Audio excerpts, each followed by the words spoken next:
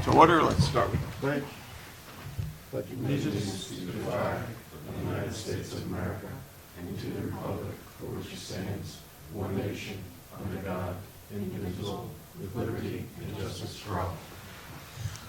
Okay, I'd like to welcome everybody to the June 6, 2022 work session. I'd like the Secretary Treasurer to start with the roll. Scott Howarth, President. Here. Warren Pell, Secretary Treasurer. I'm here. Edwin Ward Jr. Present. Ann Walker. Here. And William Parrish. Present. Okay, welcome everybody to our meeting. I see no applicants' agents here yet, but there's a lot of traffic out there, so maybe that's what's delaying them. However, we do have some discussions that we're right on schedule for. Somebody that is sitting here in the audience, we've got Mr. Bart Burke from the Happy Oyster Company. If you want to, you could sit up here if you like. Is that okay? Yeah. You got to state your name for the record. And My name is Bartels Burke, B-A-R-T-E-L-S. Last name is Burke, B-I-R-K. I own the Happy Oyster Company. I am also employed at Cornell Cooperative Extension as a hatchery technician. Okay, so everybody here, just so that, I'm going to let you have the floor and explain what's going on. But you should have this in your packet here, and it's up on the screen. At the tail end of last year's board, Eric Schultz was the president of the board. I believe there was some permission that was given in an area, perhaps to have a collaborative project going on in the Weesa Creek area, right, for the Happy Oyster Company. And then I think we subsequently had a conversation with Dr. Gobler relative to seeing and assuring that the project that you have with the Happy Oyster Company would work harmoniously with the activities that are going on there with, with Dr. Gobler. And I think, And Cornell Cooperative Extension, too. and Cornell, Yes. and Cornell. There's two entities there. Gobler had recommended to talk to Mike Dole, Right, so, which I did. right, so you take it from here. Okay. Last we spoke, recommended to talk to Mike Dole. Mike Dole and I spoke at great length about oyster farming, commercial aquaculture, seaweed, Stony Brook, Cornell. We both kind of agreed that putting oyster farms over that seed sanctuary might not work.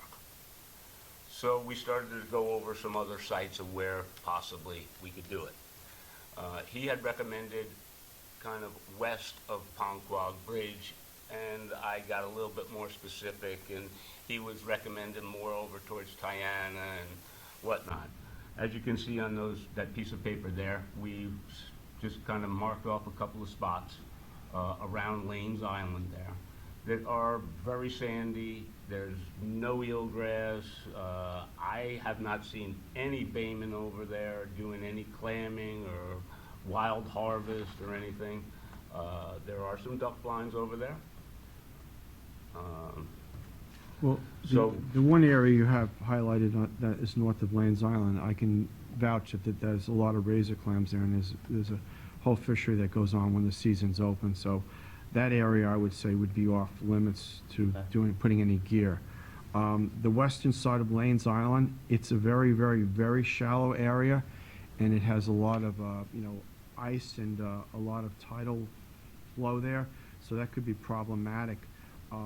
You'd have to move this area probably where it is now 50% more to the end of this, because it's like there's a remnants of an old channel here. Mhm. We did give Cornell Cooperative Extension 5 acres in this area to do eelgrass and oysters and scallop planting. So you might want to have a discussion with Kim. Well, we would have to, Barbara. I work with those guys on a regular basis. That's one of the reasons why we went that close, yeah. to keep together, so that we're in one spot. And this area would probably be the most suitable to do type of agriculture, because it's it's basically sheltered by Lanes Island from northwesterly winds. The ice flows aren't as prevalent here. The current is very good. It's a pretty stiff moving water, and there is very little, if any, eelgrass. The other two areas especially the western one there, you might have some eelgrass issues on the western perimeter. That's But right. But this here is, it's kind of a sandy bottom. It doesn't go completely dry during winter low tides. And if you go a little further east, up the launching ramp here, there's a very deep Yes, dredge sir. hole there. It's probably 30 feet of water. So if you had some type of floating gear that was, not on the bottom and not, on top, you could utilize that area to, basically, to grow your oysters and shellfish in. And it wouldn't have really any conflicts with, like the baymen or recreational fishermen, because it's kind of like, off the beaten path. So just to clarify, only because I couldn't see, so you're saying the east side Yes, of yeah. Lanes Island? Yep, Okay. yep. So we'd have to get specific coordinates then. Yes. GPS points. Okay. Yeah. And we were talking, what, an acre? 200 by 200? Yeah. Buildings Yeah. acre, 40,000 square feet. And you're taking navigational issues completely out of the picture, because outside here, there's a few people that do navigate around, that fish out here, but behind the island here, you're pretty much in an area that's... My one concern about that area was the public possibly getting into that and poaching it, or being, because Rodell is right there. And that is a concern that we have. That's why we were going on the other side up and over there, and on that other, But there is an old remnants of a channel that runs through here, and it's pretty, to walk across here, it's pretty mucky. yeah. Or, you're gonna We sink up... kind of surveyed that whole shooting match over in that area. Yes. I get. So what I think it's kind of a good area, because you would need some kind of a boat to get to it. So either area you pick would be, possibly poaching by a boat. I don't think you're gonna walk off here and go Yeah. get oysters and pull them out of cages or whatever. Yeah. And so that's just my thought. Well, so then what you would have to do is go get a 200 by 200. You'd have to get some GPS coordinates specific, and then we would have to do a formal resolution like we do with anything else. Yeah. Is there sorry, Scott. Is there a duck blind on the east side of Lanes Island? There's duck blinds. There's a couple on the north, right? The whole entire perimeter of Lanes Island has duck blinds. There's Okay. duck blinds in here, there's duck blind here, one, two, three. So this whole area has duck hunting.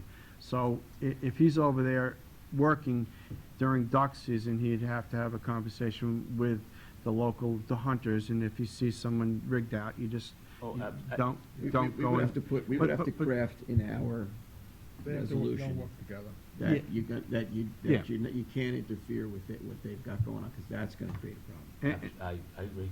And I don't know what type of gear you anticipate using, but if there's a lot of buoys and they're orange and yellow, bright colored buoys during duck season, that would not make for a good relationship, Yeah. So we're gonna have I'm to. with the you. hunters. With the duck hunters and whatnot, there are, communication is gonna be the key to the whole Yes. thing. 4 yellow corner buoys to make, Yep, quadrant off. The gear that I'm planning on is gonna be submerged, not floating. good. Very similar, well, I don't know if you've been over there, we suck in that area. that Yes. we're at. That's gonna be the exact same Yep. cages. We're gonna move those guys right over. Yep, And try to have as little visual impact as possible. Even, there's no houses over there, so we're not gonna have a big problem with that. no. And, I totally get no buoys, but the cages are creating a lot of feed and wildlife and Yes. stuff for diving ducks. It's actually it's actually good for the duck hunters, because it's going to attract ducks, I would believe. It's almost like a reef system, I understand. Yeah. Yep, Yeah. okay. Yeah, no, that would be my preference of sites, as far as if I was gonna do something similar to this. So we need to be more formal with this, that Yeah. way we don't have these issues, right? Right, down the road. So, Can we put a little test over there before we go through anything, just to make sure everything is working all right? The next time, report back to you, maybe later, whatever you say, and, Well- kind of similar to what we did with WeSuck, a little test program. even that way, I think we've gotta be formal about it. I think there needs to be something Yeah, that you need to be formal about that it. there's no, and then we can expand it after you do your Well, test. why don't you get 4 corners of a square, pick one corner, and, that way, come in, say, I'm gonna put it on this corner, and we'll give you permission to start, your project, and then it's if it works out, the stuff grows good, it doesn't foul good, there's no issues, then we can expand to an acre site. how's that work? Yeah, because it might not be a square, it might be like a rectangle. Right. Yeah. But it's 200 by 200, whatever Yep. the square footage is. And then pick four Right. corners, and then the one mark you'd want to start in this, come in and we'll give you that one area to, But we- basically like put a neopod or a cage down so you could start figuring out if the area is, conducive to growing shellfish. Plus, I think we need to pass a resolution, so we need to have some formal GPS Yes. coordinates, so Just that we like- can craft that into our resolution. That way, it's not done, Just on like the on a pound nonchalant basis. I think it needs to be formalized. We'll place a buoy over there, and I'll give you the coordinates Okay. tomorrow. Okay. Okay. It'd be just like a pound trap or a fike. It would be a similar application where you're going to put a structure on the bottom. Right, so make an application, put the GPS coordinates Yep. on there, and then let the board pass a resolution, just like we do with So those we, other so we can traps. we'll drop a buoy, give you the coordinates, and then, let's say, within, 25, 50 feet of that buoy, we could put something, or? Yeah, within a 50-foot parameter, Okay, okay. diameter of it, that's a pretty, we're looking at this room, so you gotta, Right. You I know- want to get the cages out of Lisa Right. to appease, to help Mike Dole. Well, I mean, Mike yeah, Dole has asked that. yeah, so yeah. we The don't the whole have- key was getting things to work in harmony, you know what I Yeah. mean? Yeah. That way it works, period. I agree. So we're talking about this location here, Correct. right? This, Yes. not these two, not suitable. And then we're gonna have to craft in that resolution specific language that acknowledges the coexistence with the duck hunting activities that are going Yeah. on, so that it all Do works. you, is there a way that I can get in touch with those guys? We'll that give you a hold list. We, those? we have a whole list of each one of the registered duck blinds Right. there. I saw And that then, on the- and then we'll give it, once we get you into the process, you sim application, your GPS coordinates and get everything going, then we'll give you the list of duck hunters around that area, just to let them know what's going on. Okay. Lisa in our office does the waterfowl. What? Lisa does the waterfowl. Linnea's doing it. Linnea's. So you Yeah. see her in our office downstairs. Mhm. She'll give you a list. We'll coordinate with that. Yeah. Also Ricky Frank. Right. I'm trying to recall, is there signage on the oyster cages at Weesuck? Is there signage? Yeah. We have buoys out there that are marking our permit number, yes. Right, but there's not a sign There's no explaining. signage to my knowledge. Signage. There's no- I wonder if, I don't know. I'm not quite sure. Well, where I'm we're just going wondering, you were saying that you're concerned about proximity to L Road and the possibility of poaching. I wonder if a little bit of education explanation would be helpful. Well, it may- We it may can necessarily think about bring- it. I don't know Too if I much- want to bring the eyes to it. Yeah, it may you draw know? too much attention Okay, and you may create an issue that you don't want to create. I Okay. think that I think he's gonna get a permit number, just like they do for a fish trap or a fike. Put that permit number on the buoy, and if someone has a question, calls up the office, Correct. we can circle that around and connect them, It's very difficult for a person who's never handled an oyster cage to go out there to poach. It is. Unless it's above the water, because once you put your hand in the water, you have to get smarter, you don't know what you're touching. Yeah, which is why, Excellent point. this has to be formalized, though. This- but I've been there. visibility-wise, you have, L Road, K Road, everybody can see what's going on out there, so it's not like it's hidden behind No. an island or something. It's hidden, it's on the south side of the island, so it's very easily very visible. observed. yeah. Where the kiteboarders launch from? Do they launch Up from Diana? further west, Okay, between where Spat is and that shack where Okay. where that swimming lessons, there's a little dock that juts out there by Tiana. Okay. And there's a sandy area there. Okay. That's where the kiteboarders and some windsurfers and some kayak guys, and that's one of the reasons why I put, again, way off to the east of all of that. mhm, good, because I know that there's been a little bit of, it's tricky sometimes with the kiteboarders Yeah. and the duck hunters. All right, so you know what the next steps are. You clear? Gonna drop a buoy, put some cages over there, give you the coordinates of that buoy. Right. Yeah, roughly acre. Right? Correct. You good? I'm good. Great, I'm happy. thank A you. lot in application. An Yes. application would be just like a pound trap and a, Hop permit? Or would it be like a license agreement? hmm, Could do either. But license agreement is fine. You want a permission application for the permit, however you want to do it. I think you better off with like a lobster, or like a trap permit. As long as we get, It's easy to renew for 'em. Like a fish trap bike permit? Yeah. Yeah, it'd be very similar because you're putting, Unless you have some Alright, so further I'll thoughts on have that. Leia give him the Yeah, floor think about for that. fish Yeah. trap bike. yeah, that would be the Yeah. best. may need some indemnity due to the proximity to the duck blinds. Yeah. I think that would be a good idea. Well, you also have bikes close to the duck blinds too, so you have to be, what do you do for the Consistent, bikes, you gotta do it for the same thing, because it's all fishery gear. Yeah, right. So let's, You don't wanna segregate, you wanna keep everything together. Right. So it's Yeah. easy to keep track of. right, it's fishery gear, so that may be the best way to go. Treat it the same way. and are you gonna give us like a year-end report on how well your oysters grow and, you know, like an overview of your project? I'd really like to see how moving it to a different location, if you have better growth, you know, or less, or, you know, it's just, I'm very curious to see how the water is, you know, working in this area.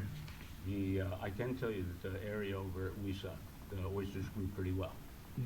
The water right now, the clarity and whatnot, is kind of going downhill. You can kind of see it pretty quickly. It's starting to turn to coffee, and it's advancing itself out. The water clarity out by where we are is fine. It's, you know, right now. Better flushing. Yeah, I think that the oysters are going to grow better over there because of the proximity to the inlet and the better flush. yeah, I know from the Baymen's Association back in the 70s when we were doing our aquaculture with the trustees, Wisa Creek grew the fastest clams out of any place that we had. Quantick, Mill Creek, North Sea, we had them all, Hetty Creek, we had rafts all over, and that area in Wisa Creek was the best growing and had the best survival rate, even though there was brown tide there and all other issues. I agree. You know, it's kind of a, That's exactly, U- that was unique- my observation unique- over this past yep. year in that spot. Yep. okay. Mr. All right. Mr. Burke left 2 hours early to get to this meeting on time. I think he'd have no problem showing up if requested to tell us how his project's going after Yeah. a year. Not Right. at all. And open invitation to anybody and everybody that would like to come out, come on my boat, see my system, see the whole shooting match, Yeah. anytime. I'd love to have you, Ed. All right, I've been by your stand. I seen you, I seen you checked your stand out the other day. No, yeah, did you buy any? No? I got plenty of oysters from last winter's harvest in me, Cox. You know, Greg had brought up something too, you know, that is another avenue. I'm not talking right away, but down the road, you can pull them out of Mecox and, you know, put them into, clean them up a little bit. That's another whole More. permit that you need Yeah, with the it's a DEC. whole nother ballgame. Yeah. Greg a was. lot of Yeah. permits and last year. authorizations and a lot But goes it's a into. good thought. Yeah. It's Yeah. a good thought, because if Let's we, just, Yeah, we won't one be- step at a let's time. concentrate I on, agree. let's I agree. just I agree. All right, focus on Forget I this. said that. Yeah, focus on this. Yep, Okay, good. all right. You're free to go. Thank you, sir. Thank you. Thank you, Okay. Bart. Thank you, Bart. Thanks. We'll be in touch soon. Yes. And the next subject is Scarpa Road grading. I met with Perry from SFA. They have the local contract with the town with doing road work, and he went down, looked at it, and he wanted to go down with a payloader to knock it down, and then hit it with a grader later. For the payloader would be roughly $5,100, and the road grader would be roughly $9,000. He did it a little bit high. He thinks he can come under that price. The highway department will deliver the blend to go into as much as we need from the North Sea site.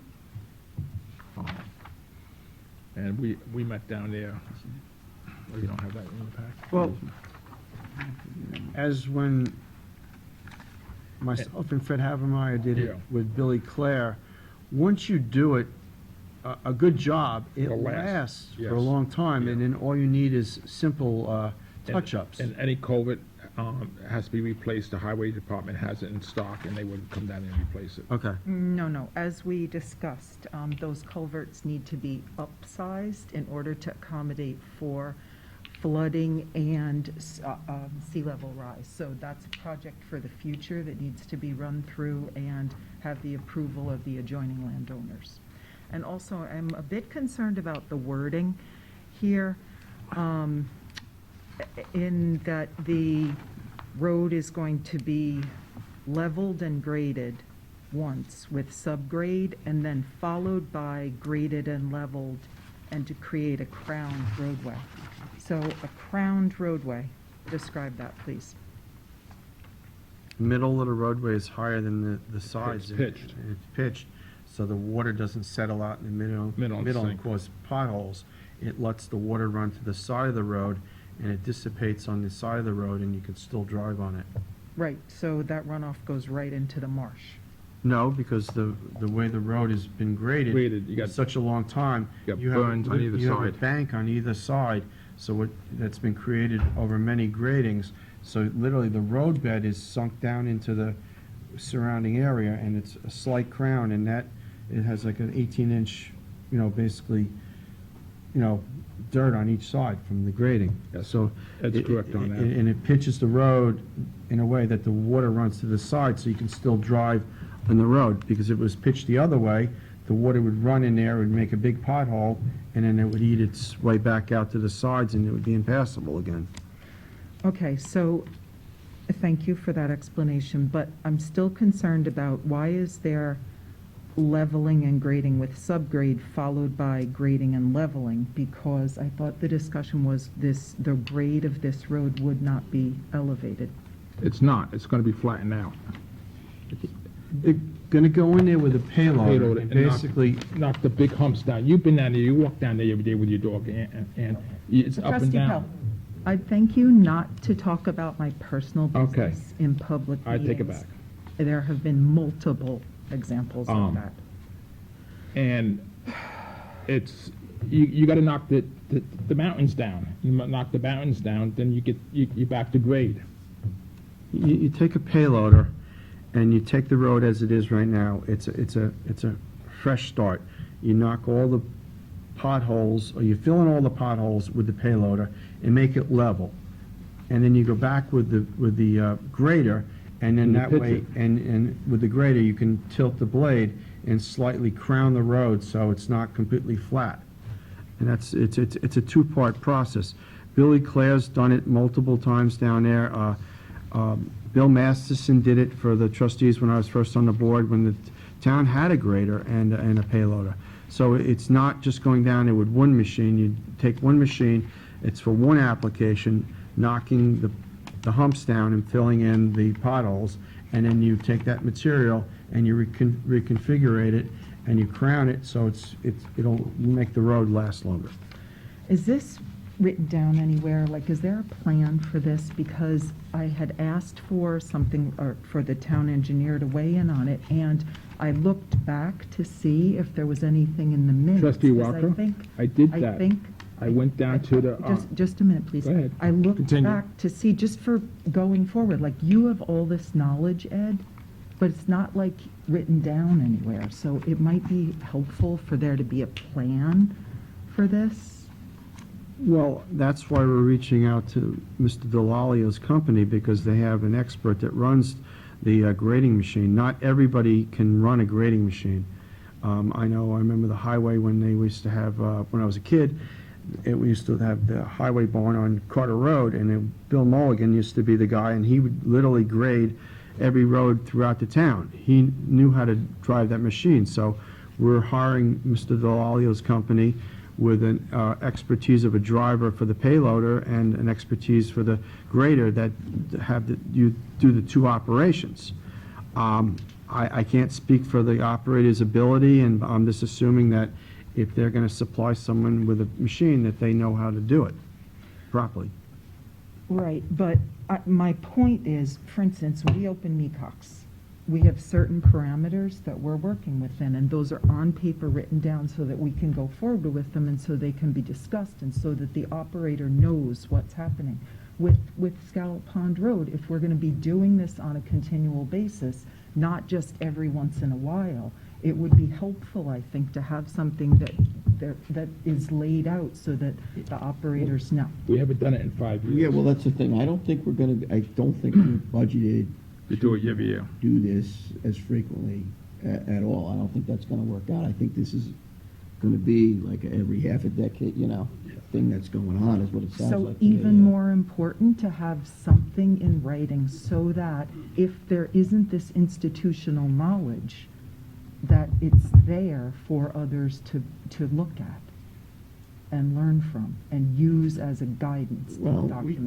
we could certainly write, a specification for this activity and enter it into, our blue book or what have you, so that this information is there to guide future boards. I mean, that's not unreasonable.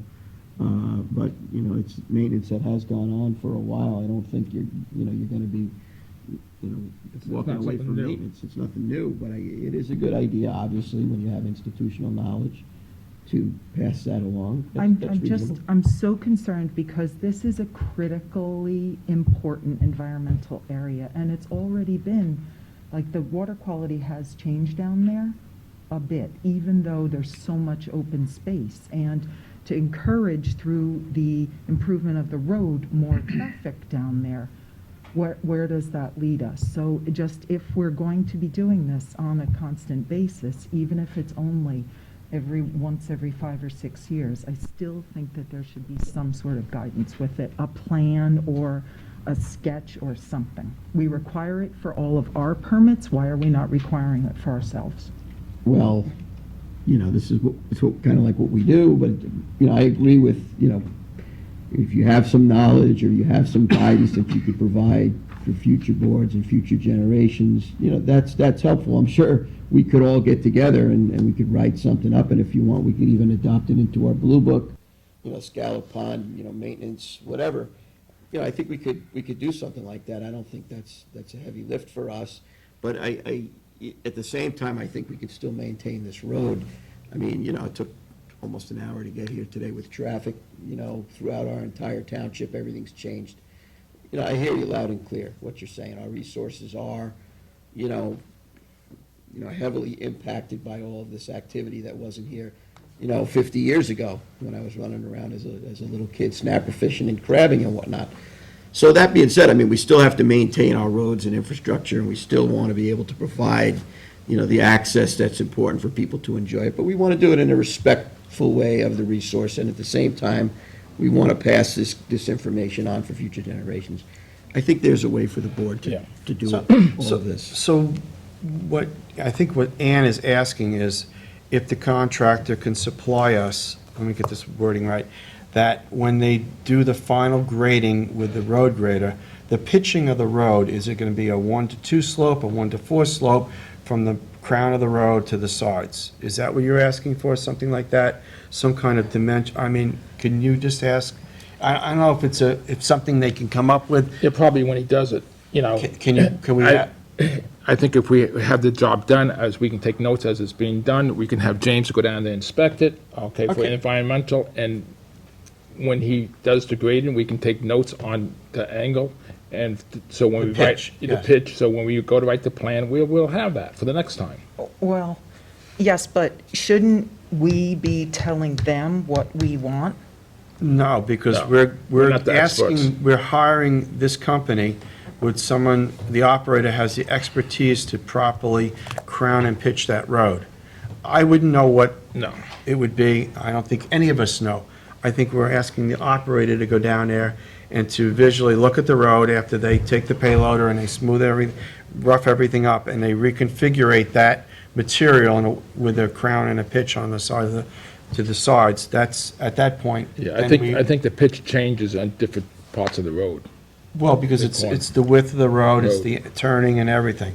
So, I mean, I'm not an operator, so I don't know the specifics of it, but sounds like the way it would, like Billy said, let them do the project, let them properly do it, and we'll go down there, inspect it before anybody drives on it, and we'll know if the road is proper, because if the water wants to run off, it doesn't want to stay on the road, because that'll create puddling, and it'll, shorten the life of the project Yeah. greatly. It causes more environmental mosquitoes and stuff like that. It's already going to be a short short-lived project, no matter what you do. Yeah. Because of the factors that you have there.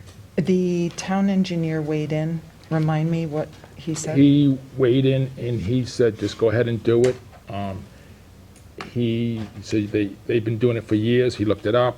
I showed him where it was, and he said he's fine. He said, don't change the culverts. Only change the culverts if they're bad. I said, he said, if you ask to have an engineer report done on this, and they said, you open the can of worms. Yeah, well, then you're gonna spend hundreds of thousands of dollars. Hundreds of dollars. Well, now And you're- you need a DEC permit if you're Yeah. gonna change the culverts or reconfigure anything as far as drainage under the road. You're switching from a maintenance to a capital project. Capital project. I just want to make sure that this is still maintenance and that nothing It's is maintenance. to be changed going forward. Well- But it's hard to tell when there hasn't been any kind of wording to look to as to what's been done before. I think you've just simply graded that road. That's Similar it, type of yeah. an operation Yeah, is what same they've thing. done, and then left it to the operator to kind of get the lay of that land, so to speak. And the feel. And grade it out. So you're just going to do that same operation again, is what I'm understanding here. You know, we're not gonna reinvent the wheel, we're just gonna continue what was done. What's been done. The road's not gonna be any wider, it's not Nope. gonna be any higher, it's not gonna be any lower. It's just gonna get the relief of the potholes and the sinkholes, and that way the road will be able to be driven on. Even if there's a flooding event, you'll have the ability to drive down the middle of the road where the crown is. Well, so looking to the future then, who's going to take charge of creating some type of document so that there's something for future boards to look to? Well, I will be working with James in the office and in South Fork, and get the information from South Fork. Yeah, we should be, No, Yeah, but, the- yeah, Well, I think if you speak. we're not, none of yeah, us not are. inspect, but, on the environmental I side. know, I know the folks over there at this company. It's very well. Are trained, on this activity. They're fully qualified. I Yeah. think that you can get some spec written, and I think it could come back to the board at a work session for a discussion, and then perhaps memorialized in some fashion, so the knowledge is carried on for future boards in terms of like a guidance document, perhaps an adoption somewhere, so that future boards can review that. For the next I think time. I don't think it's such a heavy lift for us to do. No. It's just something I- that has to be. It's important. There has to be follow-through. Right. So as long as there's follow-through, it'll be Yeah. fine. So it's are you gonna make sure there's follow-through? Yes. Trustee Pell's gonna make sure there's follow-through, and I mean, you pretty much can go down there with a camera and take a picture and see how the road is pitched. Yeah. we'll And all then we be, can, and then we can ask the operator what slope it is or what angle it is, and then they can recreate that in the future if we're okay with it. Yeah. so all this, right. this current board will be, memorializing those activities that were done, so that, in the future, maybe it'll be the same board doing this again. What was it that we did 5 years ago? Where's that sheet? You know what I mean? So we'll have it, or future board members will have it. We could do that. Because it's one thing, there's similar situation at Peters Pond. And there have been multiple phone calls, as some of you are well aware, due to many people being down there Memorial Day weekend. And that situation, though, is completely different. There's a residence on one side and farm fields, basically, on the other. It's not critically environmentally sensitive like Scallop Pond Road. So when the grader is rented for Scallop Pond, will it also be possible to do Peters Pond? You're going to have to call them up and get a project, get an estimate from the man. I did a project with Trustee Stafford on this Peters Pond when Bruce was on the board. We had rented a very large bulldozer and basically charges this, the first quarter of the road is all asphalt and it's very hard packed, and we just scraped it over and tried to make it as good a parking area and roadway as possible. It was not a cheap project, and it took, I believe, about 3 days for them to get the whole project done. My advice, it's your area, so to contact Delalio, and being that they have the town contract, to get an estimate to basically go down there and grade the area that can be graded, and any environmentally sound material to be placed in areas that are, can't be graded out. I spoke with Bay Constable Franks about it because Marine Maintenance has done it in prior years at no cost to the trustees. However, it's a huge project for them to do with the Bobcat. All right. So he suggested that I ask, Well, let's be realistic about this. We bought the Bobcat and we bought that equipment, because that is our maintenance arm. The stuff that we can do in-house is best, works best for us, okay? And if we've done that in the past, maybe we need to take another look at that, since we did invest all this money in that equipment. And let's take a look where we're at on the budget Well- side of it as well, and To that comment, we do allow the Parks Department to create revenue off of that road. And my understanding was that if they were going to be creating revenue, that they were supposed to maintain these roads that we allow them to create the revenue, and also have garbage pickup. So maybe it should be a conversation with, maybe Kristen Doulos at the Right. parks. Maybe they have a bigger machine Right. than our Bobcat, or maybe in tandem, their machine and our machine, because it's something that would literally take 3 or 4 or 5 days to Yeah. do. Yeah, Yeah. I think It's- our it's a machine is big- way too low. let's examine this. It's a big project. Let's examine this differently. okay. Okay, I know everybody likes to throw money at problems and think they go away, but it doesn't always work. No. I did, I've already been with Bruce, and we spent a lot of money on this road. We were supposed to maintain it yearly, like we were supposed to do Scholar Pond, and when you don't do yearly touch-ups, it ends up costing tens of thousands of dollars. Later on. Do it. But you also have to be realistic, in terms of how, Yep. budgeting and everything else. But we don't receive any money from our revenue from that road, someone else does. Right, so we have to look at this, as you would say, Trustee Warner, holistically. Well, I'm going Figure to. out what- Okay, There'll be so, phone calls made. so just circling back to Scallop Pond, what are next steps? I think we're going to have a vote on it this afternoon. Is a resolution on to do? I Is think there a the board- resolution? Yes. I think the board can do both. I think it could satisfy what you're Yeah. talking about, and I think it could do the maintenance. And I think if there's going to be, Trustee Pell's going to be the point person on it, and assure the board there's going to be follow-up on, the concerns about having the guidance document moving forward. I think we could do both at the same time. I don't know if you're comfortable with that or not. Well, follow up on the guidance document, but also like assuring that what's there now will be the same or improved slightly, but not radically changed. It can't be radically changed. No. It's just, We're just taking the speed bumps Just- out. yeah. Just it's- minimally improved, perhaps. Yeah.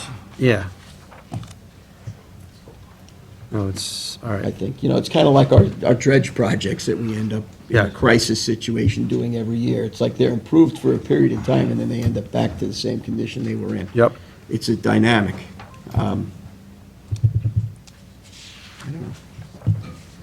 Perhaps if it were done more often, it would be not as big a project. Yeah, probably, but, with the trustees, we ride around with a big roll of duct tape and bubble gum, and, we just try, That we can try and do what we can. Yeah, we're That working can on change. changing that. Yeah, it can. Can So change. we just have to keep the conversation going, but that's why. All right, are we done with this one now?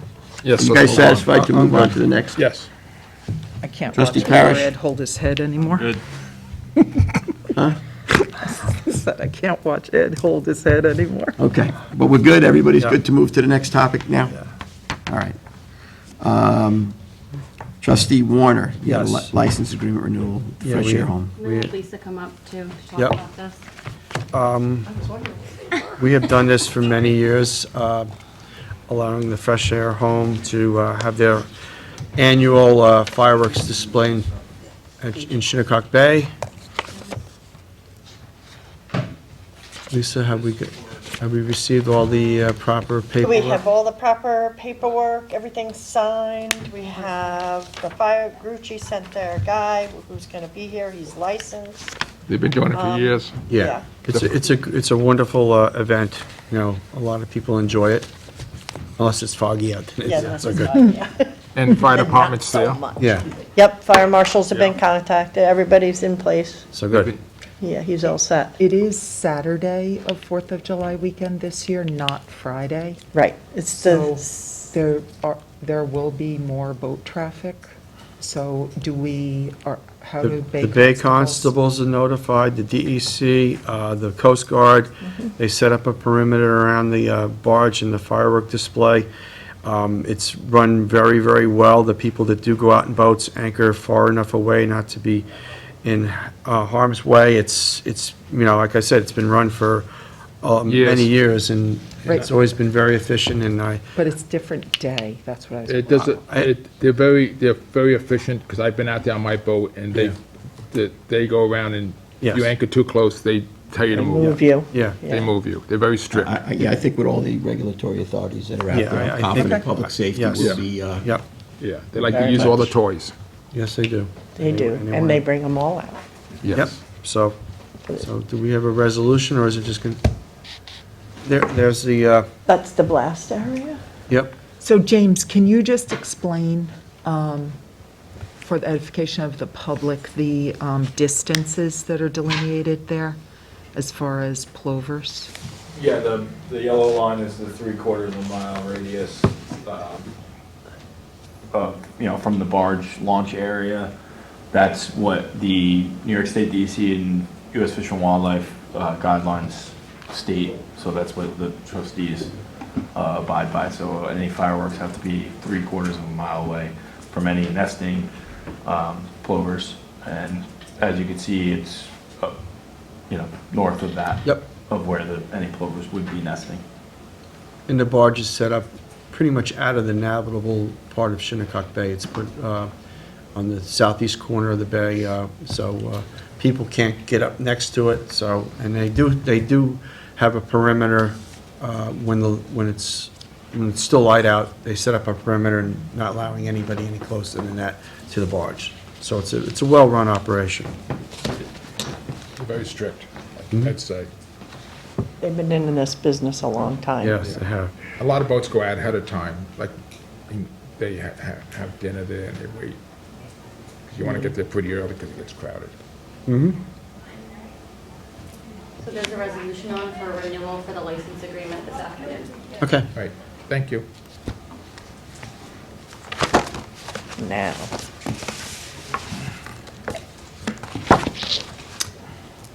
Let me just text Charles and see if he can let the people in for the next one. This is a new one? Yes. new one. This is a proposed license agreement with GR Dune Realty Let me Holdings send you a new one, sorry. for fireworks that would be in Mecox Bay or off of the subject property on Dune Road in Bridgehampton. And the pyrotechnic consultant and the event planners, Jess, those are who are gonna be on the call? Yes, I believe Nicole, who works for the homeowner, is gonna be on the call. I'm not sure if Gary from the fireworks company is gonna be on. Just texting Charles to see if they're on the Zoom right now. Okay. This hybrid is all new, so Bear with us. please. Yeah, oh, good. Thank you for putting it together. Yeah, happy to. So this is not a local fireworks company, this is a gentleman from California that has proposed, or that would be running this proposed show. So he's probably not familiar with the local laws. Oh, he is now. But it's also a different type of firework. It is not like the shells, and he'll explain that to you. It is a different type of firework that they've developed to make it more immersive for the client. We had a preliminary call the Right. other day. It's self-consuming, it doesn't go as high. Yeah, It's basically. self-consuming, So there's no, there's no residue. Residue, There is but- some residue, it's reduced in So terms of if the, it doesn't go as high, is there any worry about starting a fire somewhere? well, it consumes itself as it goes, so there's, Yeah. supposedly it's less invasive in that direction. It's not 100% where it's dissipated and gone, so there is some stuff that they would be responsible to clean up, obviously, but it's designed differently. I mean, we got a group call, and we got kind of a Idea. cursory review about various different types of pyrotechnic. Right. But then we asked if they could come on today, because we knew that you guys Additional would have questions. questions too. James, is there any chance you could do the same sort of sketch that you did for That's, Shinnecock? I didn't make that. The That was- applicant gives us the map Okay, of where they're gonna put the barge and the circle okay, of the 3/4 of a mile. And that's Okay. what we've asked for Right. from this group. okay. Is We haven't we got told it. them essentially, any fireworks, because that's what U.S. Fish and Wildlife and New York State DEC say, any fireworks, doesn't matter. I haven't gotten clarification. If it's smaller fireworks, doesn't say Now, that. fireworks. So fireworks are fireworks, 3/4 of a mile away. Right. So if you pull up Mecox Bay and you take your cursor and you measure out 3/4 of a mile, you can drop a pin and put it on the TV. It's approximately where the. The barge is. Bay Yeah, the midway little- buoy is. That's about where it is, right, James? Yeah, Yeah, roughly. like I it's mean, it's in the middle of the 4,000 bay. feet, It's not, yeah. it's not anywhere near it's 3/4 of a mile if you think of where Dune Road is. It'll be 3/4 of a mile. I am told by Charles that Nicole can hear us and she can talk. Okay. She's on. Hi, Nicole. Hi guys, how are you? Very quiet. Oh, Charles, can you turn it up? The volume? Nicole, it was hard Hi, for guys. us to hear you. I think Charles is working on that. Can't hear her. Okay, let me know if you can hear me now. You can hear that all? Very low. Like a little. Just bear with us. You can ask your That's how it was on my computer, too. I couldn't hear you guys at all. Nicole, Can you hear us? Downstairs, I Yes, can you hear me? That's not good. could barely. Nicole, I knew you guys were talking. Yes. Hi guys. So during the meeting, you can't hear us when you're watching this meeting on TV? This is the first time. Usually I can hear you perfectly So fine. there's a- running So- out today? We're doing it even before the town board. no, This. Can you guys Yeah, hear me? this is new. But what I'm saying in general, our meeting, we were not audible. On my computer, you were not audible. That's a problem. No, you can hear it now on your computer, but Okay. as far as the phone is concerned, I'm not hearing the phone. If you're on Zoom, I can hear you, but I can't hear the phone. Hello? Hi, can you guys hear me? Nicole? Hi, can you hear me? Nicole, are you there? I'm here. Can you hear me? Is she on Zoom? Hello? Can she call into your phone, Joe? I could dial in from my phone. Yeah. let's try that. Technology. Hi. Huh? Hi. We can get to the Hello? moon, and we can do all this stuff. Just call on your phone and put it on the microphone. Okay. Thanks. Put on speaker and put my phone near the microphone? Just put it right on the microphone. Okay.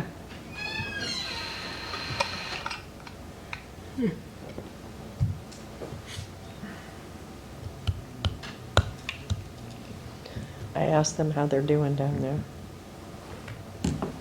How are they doing? Jen, small hiccups, but we have the money and pics of everything, so we'll figure it out when you get back. We have nobody downstairs, except for Corinne, who's new, and Jen, who doesn't know anything about selling permits. Now I have her on Zoom, so Oh, Oh, can we hear her Okay. now? she's coming in. thanks, Charles. Thanks, Charles. Hi, can you guys hear me now?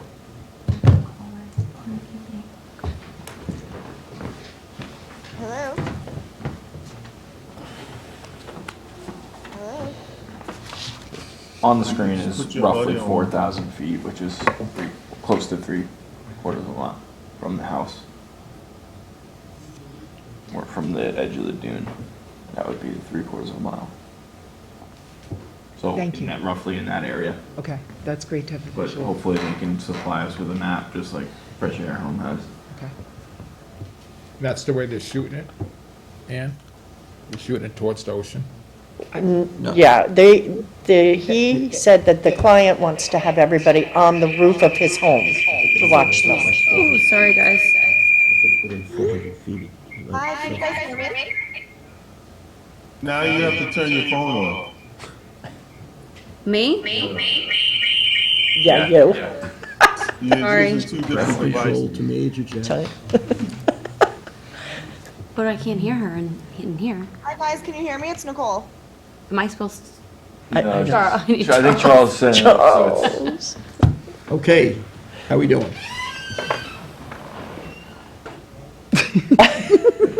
Where is she, Charles? Hi Well, guys. you can't see her or hear her. Hello? I think that with the other type of a product, if I recall, and I thought they said it only went up like 400 feet or something like that. Yeah. Right, 400 feet? Yeah, it's like, And self-consumed is pretty much. But you can ask those questions, they'll give you the answers, but it's not like a giant thing. You think we should put this off until the next meeting, where they can get, because we have a lot of stuff to do. Let me just call her. We can resolve this pretty quickly, I think. yeah, it's either a yes Yeah, or a just no. do the phone Yeah. call. Nicole, hi, it's Jessica. Hi. Sorry. I can hear you guys, but I don't know why you can't hear me. Okay, I'm gonna put you on speakerphone. I think that's the best way to do this, if that's okay. Sure. Okay. No problem. All right. Okay, I have Nicole. Hi guys. Hi, Nicole. Hi, sorry about that. I don't know what happened. No, we're sorry. I think it's us, not you. Okay, so the board, you No. guys have the floor. Nicole, would you mind describing your proposed project, or as much of it as you have worked out at this point, please? Yes, I'm trying to get Gary on the phone as well, but I can tell you the basics. We're having a small, kind of intimate July 3rd celebration, and we wanted to do fireworks. We wanted to do a barge to do the fireworks, and Gary can explain when he's trying to hop on now of what type of fireworks they are, but it's about a 7 to 10 minute show. We know that we have to be 3/4 of a mile away from all of the, any piping plover nests, and we're just sort of here to ask, what is it that you guys would need from us so that we can comply and make sure that we can move forward with our fireworks show. Why don't I add Gary to this call, so it's a conference call on my phone? Okay, perfect. Do Okay. you have his number? I Or do. you need me to give it to you? I have it. Okay, perfect. Thanks, Jess. Give me 1 sec.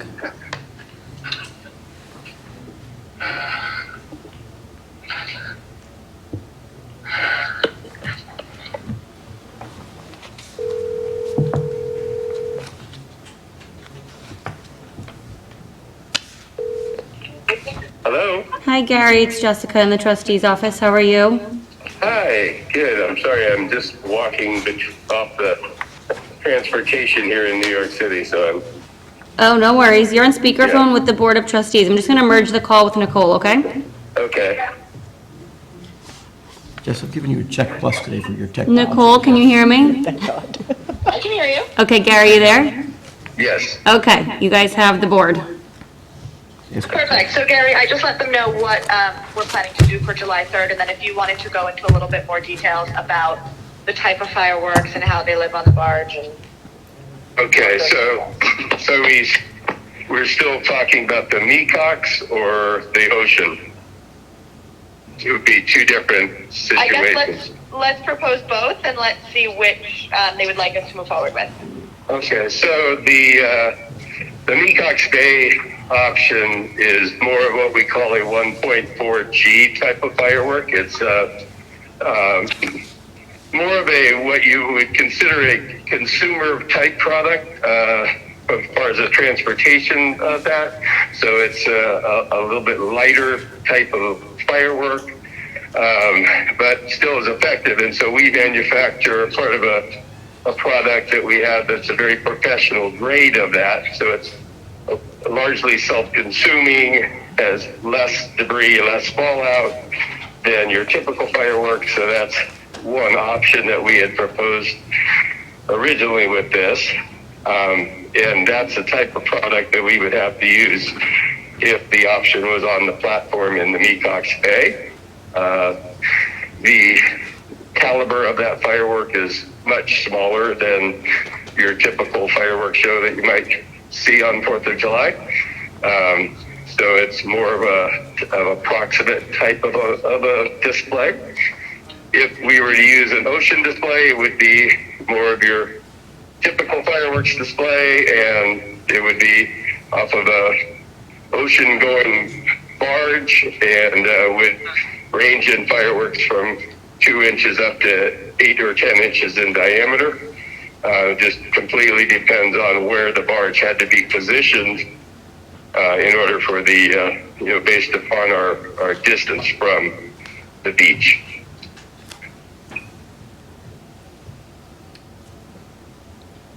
Right. Can you talk to us a little bit about the proposed size of the barge if there were permission granted to go forward in Mecox?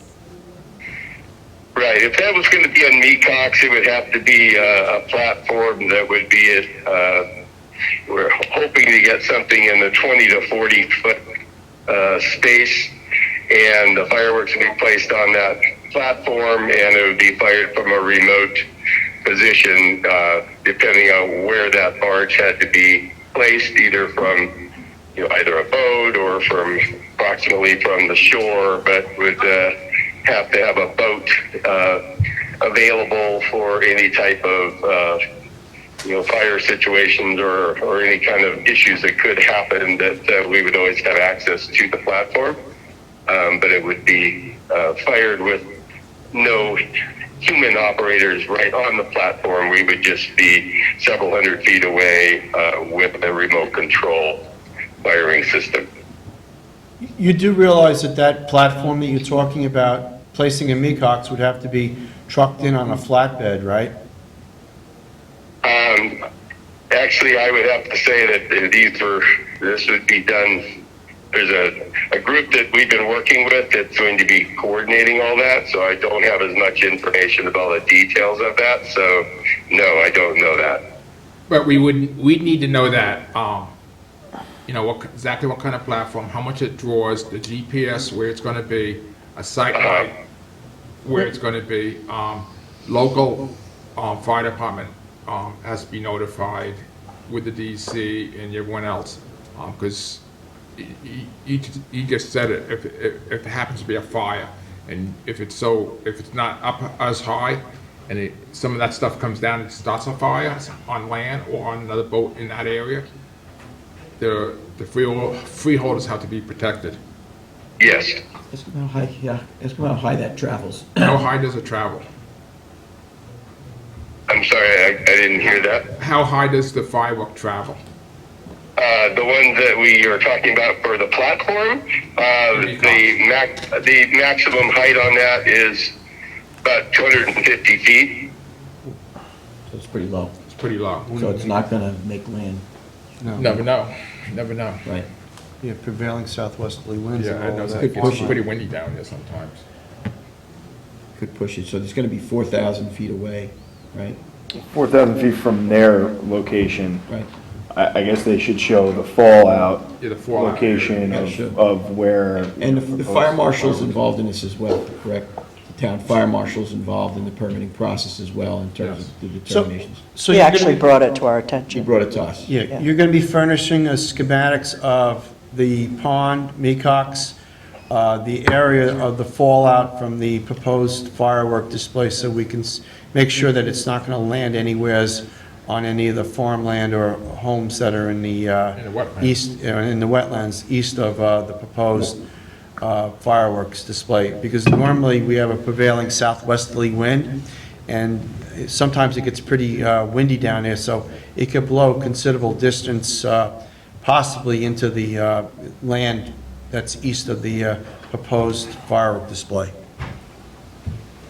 And also, we need to know the draft, because we never know if that Mecox will be open, and when it's open, it gets shallow in there. Okay. We don't want the Yeah. barge to sit on the bottom.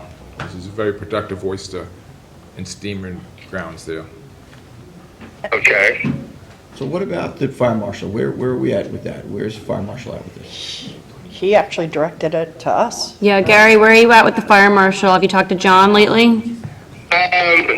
Not since last week, but, pretty much have discussed the options that we've talked about here, and that it's, that we talked about the type of fireworks, talked about what we're working with, and, basically a lot of the things that you've mentioned about fallout areas and, the safety zone and, all of the standard NFPA guidelines that we follow with that, so.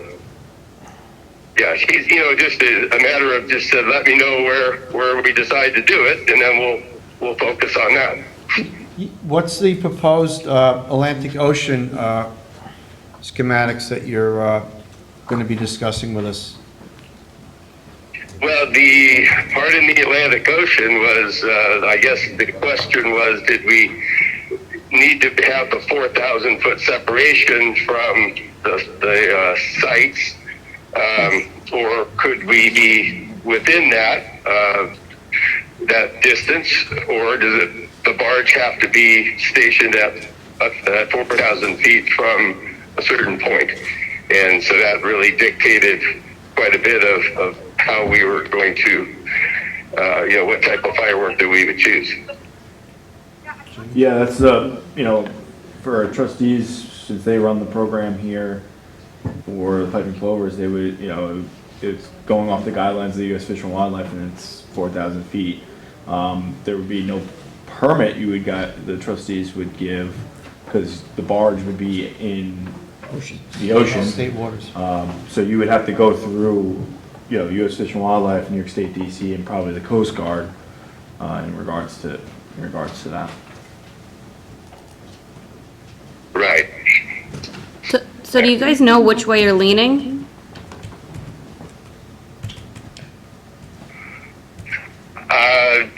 If there were, I don't know, I think we need to just decide if either of those are acceptable, or if one is not an option, then that'll dictate which direction we're going to focus on. But, it's, the Necox Bay and the platform, and acquiring the platform, and, and getting all that together is a big project. The barge, we have that available. We know more about that than the platform situation. So it's just really a matter of where we had to place the barge or the platform would dictate the type of fireworks, which would dictate more of our discussion with John. So am I understanding that you're more set with the ocean barge scenario? You already have a company in mind, you're already set with those logistics? Is that what I'm understanding? Well, we do have a barge company that has a barge available, but, the actual process of, getting the approval from Coast Guard and FAA, and you said the New York State, I think, Fish and Game, I think you said we have to. Fish and Wildlife. Fish and Wildlife. New York State Yeah. DEC. Yeah. So it's just a matter of which. I think from a logistics standpoint, it sounds to me like the ocean perhaps would be a better option for you, is what it sounds like to me, based on, working your own logistics, because, Fish and Wildlife guidelines are going to be what they're going to be in the DEC, and, you could contact the Coast Guard, and you're pushing it farther away from these land-based issues, and you then, I think, have better, more sophisticated options on the pyrotechnics available for you to use, as opposed to those smaller, more, confined ones that you were talking about. So that may make the most sense for you. Well, I just think if we could have the option, I know that it's late and there are no additional trustee meetings between now and the 4th, but just to know that we have which of those options, or if we have both options available, we just need to meet all the requirements, then we can make that decision once we start getting firm commitments as to the logistics and the challenges of both of those options. So Gary, there is one more meeting on June 16th, but we would have to have a resolution on the agenda authorizing the trustees to issue a license agreement if they decide that's what they want to do. They have 2 weeks to figure out what they're going to do. It's up to you guys. Yeah, well, he's got a little bit of time to figure it out. You got to figure it out. You got 2 weeks. Get all Yes. the paperwork to us. Yeah, if we have all this paperwork, the Thursday before, Wednesday before, the 16th? The Wednesday before the next meeting, so let me just look at the calendar. Yeah. But then we would probably have to discuss it again at a work session and then have the resolution ready to go if you guys We want to have move the work- forward. We have the work session in the morning and then resolution in the afternoon. So I would need everything, no, I'm sorry, it's June 20th. It's Monday, June 20th is the next meeting. So I would need everything by Wednesday, June 15th. And then it would go on for another work session for the trustees to discuss again, and then a resolution for them to vote on, to authorize this license agreement. there are a couple things I just wanted to be clear on. Go ahead. The launching site, Gary, were you to utilize Mecox Bay? Where are you thinking? I think that was a question for me, but I didn't hear all of that. Sorry. Where would you launch the barge from Mecox Bay? The ocean one? No. Ocean vessel? Mecox Bay, where would you put the barge? Okay, so, yeah, I actually have a map that I drew out with all the distances on it. As far as during the show, it was just took a circle and went from the center of the subject house and went 4,000 feet out from that. I remember looking at it. I'm not at my computer now, but it's 4,000 feet straight out from the house. And it actually moved a little bit more because it was a little bit too close to a land site. So we were about another, I think, 1,000 feet from shore to the east and 1,000 feet from the shore on the I guess north side. They proposed launching at Bay Lane. Pardon me? That's the only one they can do. So my question was, where would you launch the barge? I knew a couple suggestions had been made to you. Yes, and the team that is working on the platform and giving that structure has, I think there were 2 locations that they were provided as far as launch sites for that. But I'm not personally familiar with them. There's only one they can use because they need a boat to tow it out. The one at Rose Hill is only about maybe 3 feet, so the best one would be Bay Lane.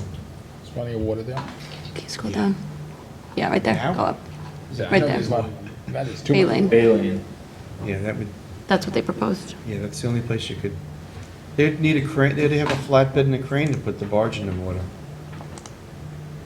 It's the only way they're gonna lift something 20 by 40. And you would load the fireworks then right onto the barge at Bay Lane? Yes, they'd be loaded while they're in that position would be the most likely situation, but having not been there and not having the platform or knowing that, we would make a plan for it, but I don't know what that plan would be at the moment. You also would need a ramp permit too for whoever launches it. Okay. Because we make, when other people do, we make them get those, that's another permit you have to get. Might not be, they need a crane to drop it in the water. But the other boat to Oh, yeah. turn over. Yeah, And still, you would still need it because you're launching a boat. that's true. How do you guys want to move forward? We don't, right now, we don't have enough information to make a Yeah, decision. tell them that have all the material that you could circulate it to us prior to the next meeting so we could all review and, have questions for the next work session. Can you hear that, Gary? Partly. So they just want you to- Wait till next meeting? Yeah, they want you to gather all the information that they requested and then email it to me by June 15th, and then we can discuss it again at their next meeting. Okay. All right, yeah, that sounds good, and we'll have more of that information available. Okay, All right. that sounds great. Thanks, Gary. Yeah. Thanks, All right. Nicole. All right, thank you, everyone. Thank you. Thank you. Bye. Bye-bye. The ocean sounds like an easier Easy thing. run. The ocean sounds like, solves a lot of issues. Yep, I agree with you on that, Scott. I do too. Okay. I thought I tried to mention that. All right, so let's move on to the general permit applications for determination. I have Stephen LaSala, 29 Ogden Lane, Village of Quogue, Land Use Ecologicals here. Is this one's kind of with 31 also? Yes, they're doing it together. It's about 204 feet of bulkhead to be replaced. It's an old boat basin.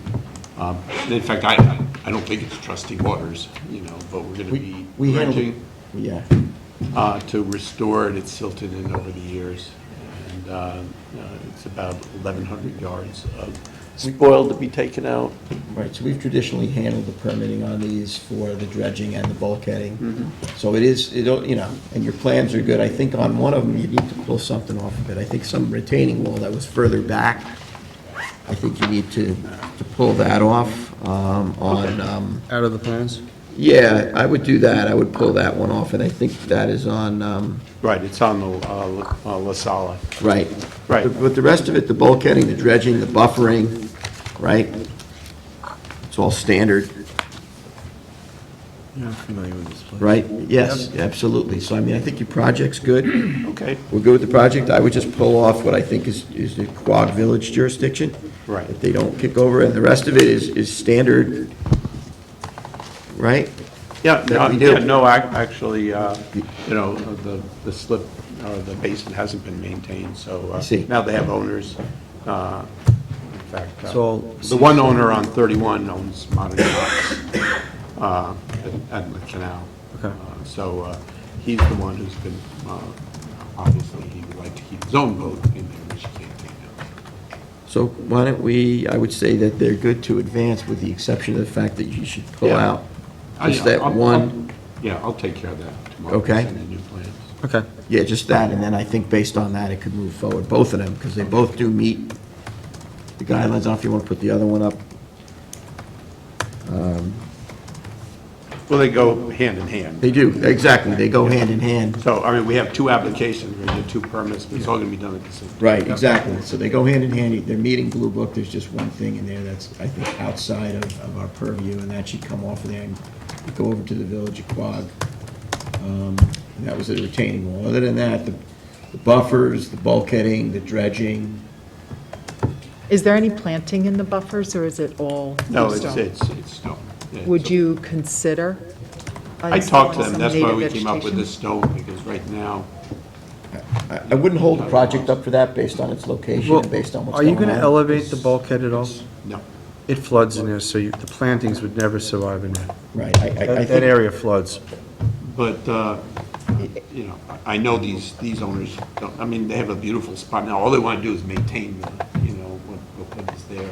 And they're going to have to dispose of the dredge spoil, so that's going to be regraded, it's going to get a little higher, so, all of the lawn area that's now up against the bulkhead's going to be lost during the process. right, then that's the key, is you're pushing that lawn back, because you get rid of that nice green lawn up against the waterway, you're pushing that back. Yeah. And now it's, even if it's gonna, filter off into that stone area, sand area, it's gonna be better than fertilizing right up to the waterway. So either way, the trustees get a good project. I just recognize that we are working with the Village of Quogue. So I respect their jurisdiction. I hope they respect our jurisdiction, and we just, stick to Blue Book regulations, and Right, and we're getting about a 10-foot buffer. you are. Yes. Okay. So All right. Is that in what's there now? All right, we'll change it. just take that one thing off on that one, and then I think they're good to go to the next. We'll send it in. Okay? Okay? Thank you. Thanks, guys. The next one that I have is 51 Ramona Drive. I don't know. That's with Gina Rigdon. Hello, Gina.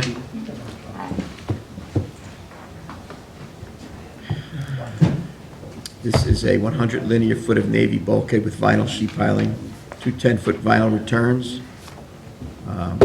replacing the stone buffer area as per our regulations, all untreated material, and you're not changing any height or anything, you're just basically same height. replacing what's there. Yep, simple R&R, same height. Bulkhead's in bad shape, untreated lumber. Meets Blue Book regulation. Compliant. Yes.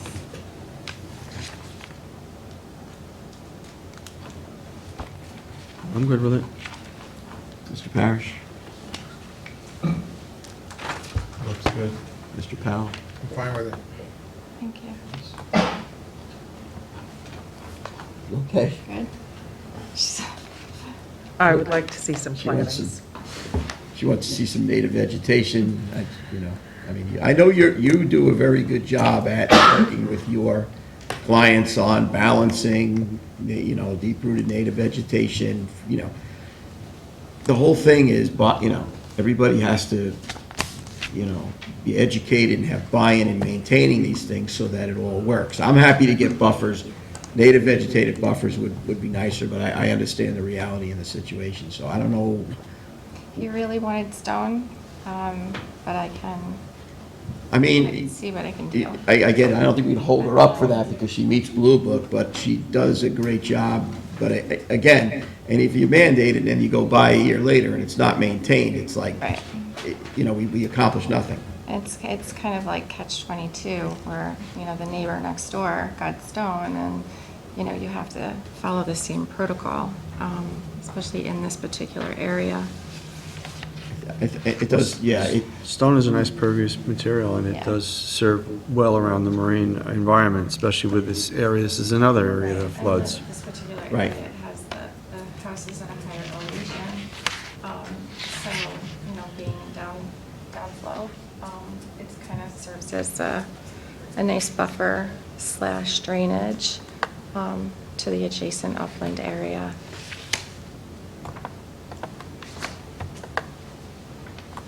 I think it's good to go, and I know that, you do counsel your clients on these things. I will try to counsel him But I think about that adding realistically, it is a something. good project, and it is good to go. Thank you. Do you want me to stay, or? Well, who's up next? You got one more. Village. No, two two, more. actually. You want to do it? If you want to stay, I'm fine with that. All right, we'll try to be quick. And that one that we just did has all the other permits, by the way. Jetley, Mr. Parrish, we're back to you.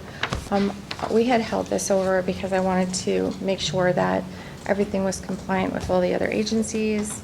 At this point, we have all the other permitting, You got the and they were DEC, okay with it, yeah. Yeah. This Mhm. was on, I think, on March 7th, Right, that everything was good by us. We were just waiting to see what the DEC did. right, and they issued, no problem, so. What's being done there? Just It's a short dock, Catwalk, right? catwalk. In Pond That's Point. for, SUP and kayak launching, because it's an old duck farm area, and it's really mucky, and so it's almost impossible to launch, kayak in that muck. It's dangerous, and stepping in it, there's old glass, there's debris, there's an old duck that's in there, so it's kind of hazardous. So it's just to gain access to the water. Okay. Thank you. We can advance that? Yeah. Yep. Good with it. And then I have Newman, also yours, Mr. Parrish. Call me Mr. Parrish, I look for my dad. Yeah, sorry. It's I okay. have to do that. That's I could call you Trustee Parrish, that's what I'm gonna do. I'm gonna say that instead. And This you'd be next looking one. for your uncle, right? Yeah. Or my uncle, exactly. This is 444 Dune Road? Correct. Richards Bay? Right, it's a Dune Road parcel on a flag lot. The adjacent parcel, 442, was bulkheaded not too long ago and permitted by the trustees. And so basically, we're seeking to connect to that at the same height because their house is being flooded.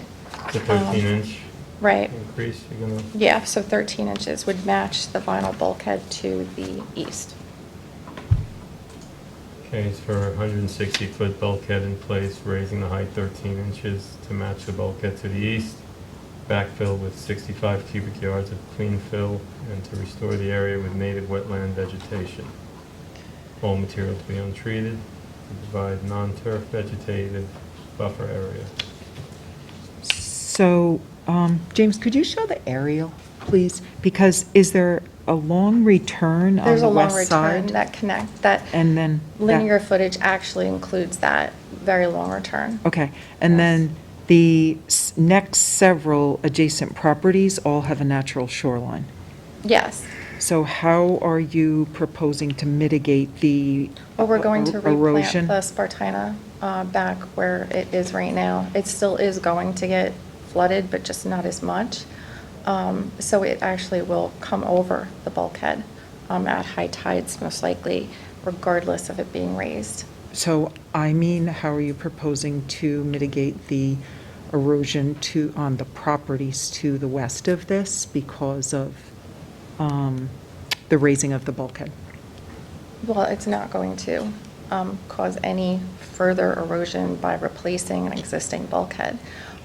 But because we're planting beach grass, that naturally soaks up the water as it's currently doing right now. And so basically, it's just replacing in kind and place, but revegetating and restoring. So it shouldn't cause any flooding to the neighbor. So you're asking for a 13-inch rise in the bulkhead? Just to match the neighbor. Right. Yeah. But then looking to the property to the other side and the adjacent shorelines to the west. That's And all they're- natural shoreline there? Yeah, and they're very stable. At this point? Yeah, they're very, very stable. It's inside Pond Point, which is if you zoom out, it's there's like minimal wave energy in there. So you're not looking for this long fetch with very high wave velocity. Right, It's so there's very really no minimal. erosion right now, so basically doing the work from the landward side, we don't touch the neighbor. And isn't There's there no a impact to- wetland meadow in front of that whole project? I seen some. There's a little bit, yeah. So we're you gonna do already it on the have landward. some grass there that's going There's to a- absorb the wave energy Correct. before it reverberates off the bulkhead Right, anyhow. and keep in mind that these vinyl structures are corrugated for a reason, because that displaces the wave energy. So it's basically enhancing what's there right now. Thank you for the point, Ed, about it being inside the pond. I didn't realize that. Yeah. Because what I was looking at and thinking about was the fetch there, anticipating it being No, out. Yeah, there really isn't. It's a really stable area, highly vegetated. There's some really healthy cordgrass in there. We're not proposing to destroy that at all. We're going to replant completely what's there right now and restore the entire area. And, I thought DEC would have an issue, and they literally, nothing. Because we have, I got that permit right away. We have, obviously, global warming, climate change, and, Governor Cuomo has had signed, legislation basically saying, we encourage you to protect your property. We encourage you to raise your bulkheads. We encourage you to raise your houses, redo your sanitary systems. So it's all connected to benefit everything structure, but also to protect the environment as well. Well, everything has its limitations, Yeah. obviously, right? Precisely. You still have to take consideration to the adjoining property owners, and then there's, what's reasonable and what's not reasonable. And obviously, we just saw the demonstration of how you can't paint with such a wide brush, because as we zoomed out, we got a better look at what was going on here. So, Yeah. there's still, and again, sometimes things make sense and sometimes they don't. So, individually, the trustees look at things on their own merit, right? So if it makes sense to raise it here, to the. Well, it's a very low bulkhead. I'm very Yeah. familiar with the It's very area. low. It's put there in the Right, so you- 60s or 70s. It's been, Right, so sea level rise is something that is really, you could see it, so if you want to stop that. and there's grass in front of the whole entire Right. structure to the west where I it's see going to that. be any erosion issues. Right. You got a wonderful wetlands meadow there that's going to absorb all the little wave energy. Right. Yeah, and in front of Palumbo's property, there's a lovely little cordgrass area, right where that cutout is too.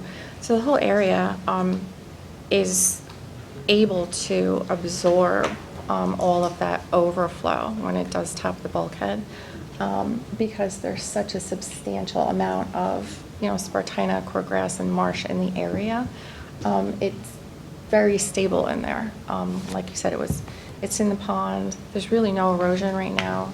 The project itself will not cause any more erosion. It probably will help because it's a corrugated product.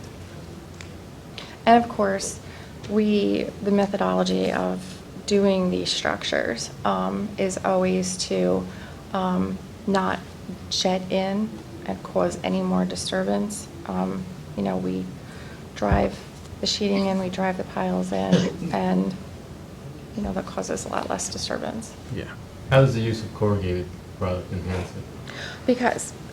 Because right now, it's a timber product, which is flat, like TNG. So basically, the wave comes up and crashes, and the negative energy takes the sand away. But because it's corrugated, and that's why they created the vinyl bulkhead being corrugated, it's basically 12 inches wide, roughly, depending on the product. But a 600 series is about 12 inches wide. So it's corrugated like you. And so it displaces that wave energy, and that's exactly why they invented it the way they did. Increases surface area, so Yes. diminishes wave amplitude. Right. So it would be similar to say for instance, an armor, like a tow armor, and we, design these things at a certain way at a 45-degree angle, so it displaces the energy. So corrugated product actually helps the situation. Thank you. No problem. So are we good to move this forward? I'm good. I knew you were Good. And it has all the that other was- approvals, which, I kind of I don't hold off see that in the file for that, folder. so. You have the other- Do you want a copy of the deed? Sure, Can yeah. I email it to you? Yeah, that's fine. Sure. Rest of I the mean, I board? have it right here, good it's with it. just, Okay, you're it's good, an you're good. electronic Just email it copy, to me. so I have to. All right. No problem. Thank you. All right, thank you. Have Okay, a good day. you too. She? What? Yeah, you're up. Okay. We have Agawam Park, Village of Southampton. We have Nelson Pope and Fucci here. Morning. Good morning. Hi, everyone. Chick Voorhees of Nelson Pope Voorhees. And we made our original submission on May 2nd. We came to the work session on May 16th. You had posed some questions, and I submitted a written response on May 18th. I've also made arrangements. Hopefully, Jessica's been emailing and getting cell phone numbers for 2 representatives from AECom to be here if you have any follow-up questions to my correspondence of May 18th. And I did speak with Mayor Jesse Warren last week. He had hoped to be here but has not been able to attend, but sends his regards.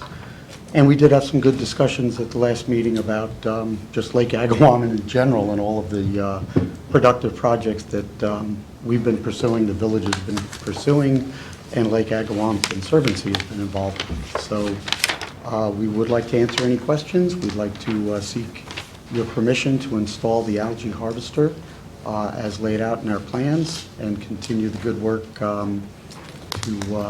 to do our best to restore Lake Agawam. I think they're supposed to be zooming in, right? Jessica's working on it. I don't know if Yes. Charles is involved or we're I going to do just the cell phone. texted Charles, and he said he's gonna let them in. There you Oh, go. and here's, It works. It works. There we go. Can we hear them? can we hear Tammy, though? That was the problem last time. Oh, boy. Well, I have their phone numbers in case we need to call. The screen looks good, I with think the I was exception of still my on lack mute of hair. 3 weeks. Don't look. It's always terrible. You noticed that too? Hear you. No, mine just looks great. What is it, the problem inside? Maybe she's muted herself. Doesn't show that. No. Are No, you you're not able to muted. I'm gonna call you. What does Charles say? I'm texting with him. Hi, this is Dan. Can you hear me? You can hear her? Really? Maybe it's You the can't volume, hear her. maybe it's the volume in here. Should I call her, Charles? Hang on, hold on. Maybe you it's just speak? the volume or something. What? Yes, good morning, everyone. Are you able to hear me? I can hear you, Tammy. Can you hear me? Well, you can Anybody go over on there? TV and still can't hear. I think Yeah, I can hear it's supposed to come out of those speakers. Oh.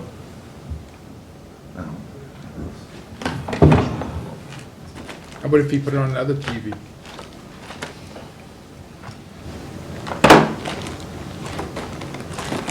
Try now. How about now? Can you speak?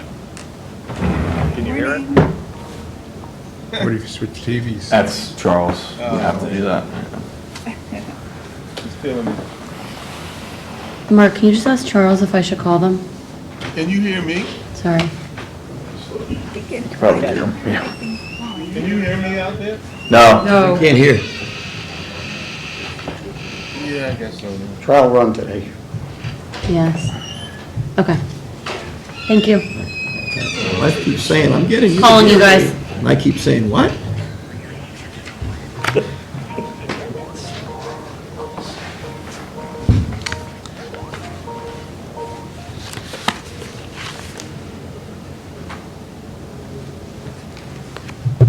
First, the executive session. Hi, Tammy. How are you? Good, good. I got a bit of an echo here, so I guess if I just mute this perhaps? Yeah, I'm gonna put you on speaker and I'm gonna call Dan, so just bear with me. Jess, you're going to get another check plus for today Yes. for your technology Thank acumen. you. Get an extra hour off lunch. Scrambling. But not today. Hopefully that phone is well charged. Jessica's is too.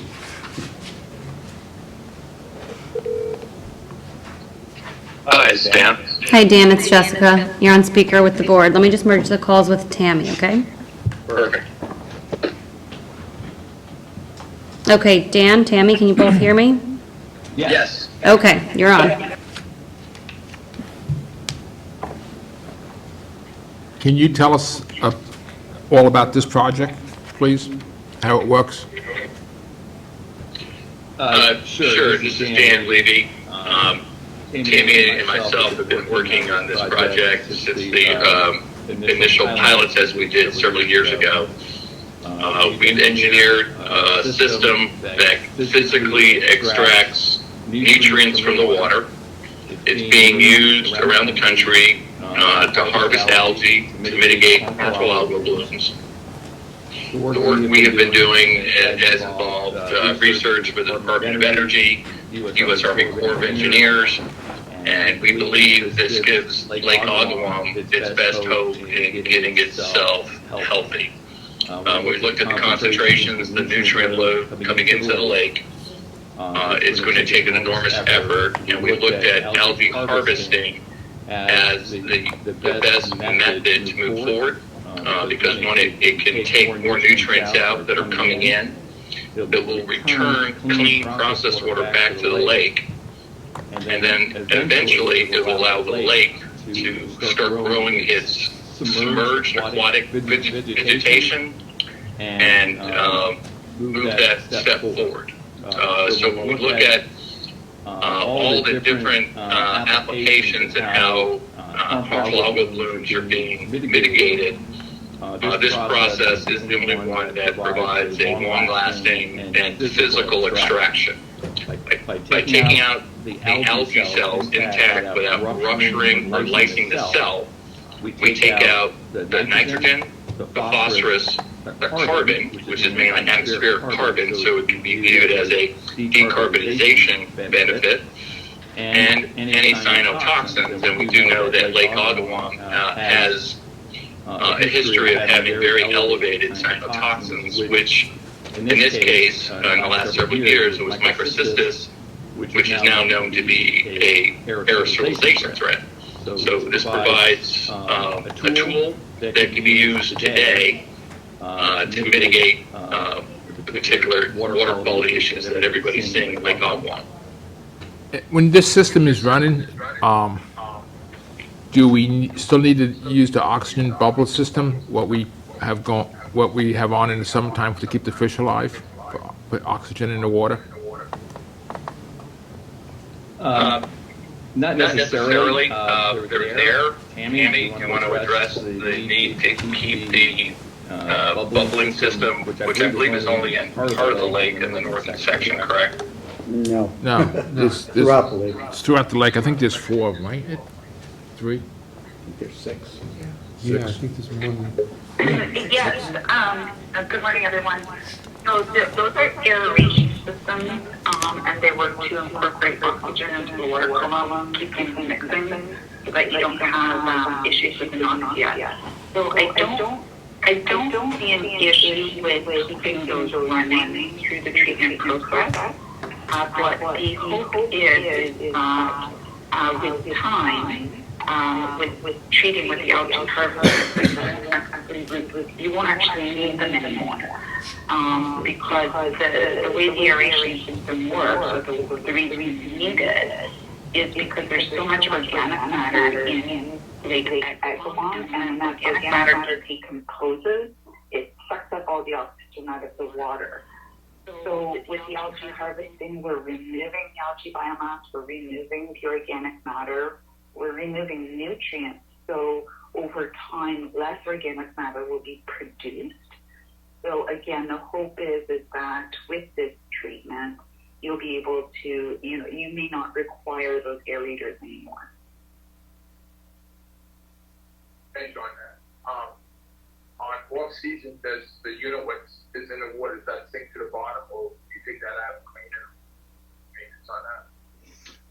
The infrastructure that we would have in the water would stay in the lake. We would have the piping system anchored to the bottom. Our intake systems will be on the north part of the lake. Those will also be left there during the winter months. Some of the pumps will be taken out, but the system is going to be engineered to allow it to stay in the lake. And we did provide diagrams and the attachments so that the 18 players. Scott, if I could ask you a quick question. I know the trustees had asked a number of questions at the last meeting about the coagulant and flocculant dams. Could you just describe that a little bit more and any potential environmental issues with the use of the aluminum hydrochlorate and Polytech 2160, which would indicate some organic? Correct. Our system does use chemicals, but they're done in a side stream process. So if you can kind of envision the water being similar to a fish tank being taken from the lake, it goes through our process. The ACH that Chick mentioned is widely used in water treatment processes. We use a very low dose that gets bound to the algae itself and taken out. We've done numerous ecological testing, water quality testing. There's no adverse issues with the processed water. In fact, the processed water will be virtually crystal clear, providing a lot more benefits, as well as with oxygen that comes back through our system. So the issue with the chemicals, I don't want that to be misinterpreted. The work we're doing with the core, we're using organic only chemicals because the end game is to produce a sustainable aviation fuel. Here for Lake Agawam, we're not going to be going to that level. We'll just be taking the biomass out to provide more clarity in the water column. But the chemicals are widely used in every other process for water treatment. We're using the same thing, but just a lot lower dose, and the effluent that comes out does not create a problem. Tammy, anything you want to clarify on that? Yeah, sure. So the primary coagulant that we use, as was mentioned, is aluminum chlorohydrate. And like Dan says, this is a side stream process. So we take water out of the lake, treat it in the algae harvesting system unit where those chemicals are added. When they're put in water, essentially what happens is it produces a solid flocculant, these solid particles that adhere to the algae. And so those chemicals, those particles are actually removed along with the algae, but they don't go back into the lake. And as Dan mentioned, we've been monitoring this for years now, and we have plenty of data or evidence to support that there's there's no chemical that's actually released back into the lake water. It's all effectively removed in the process. So where does the biomass go then? In this case, yeah, the biomass would be taken out and brought either to a landfill or to a waste processing facility, meaning that the space at Lake Agawam is very tight, as everybody knows. Our process goes through the whole thing where we convert that into usable products, either as a biofoam that's being used in sneakers or agricultural purposes, or in the case when we're working with the Department of Energy, turning it into fuel. But since Lake Agawam is so small and the biomass that we will be getting out does not warrant that kind of treatment, the most effective or cost effective would be to go as a waste product. So we would haul that off to a waste hauler or to a landfill.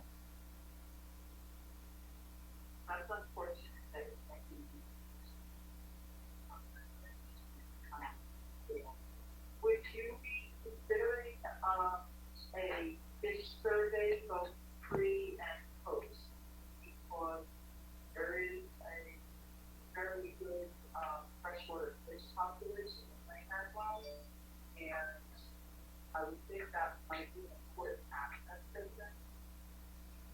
Yeah, absolutely. I think that would be a huge benefit to get us the baseline prior to harvesting, and then how that looks over time.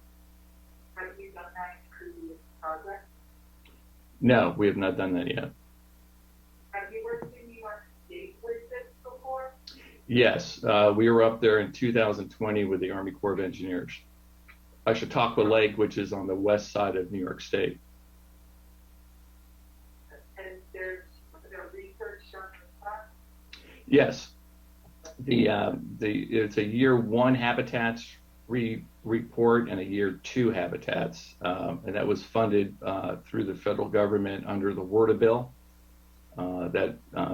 That we worked with the Army Corps of Engineers to develop a scalable program to address harmful algal blooms on a national scale. So similar to what we've done with that.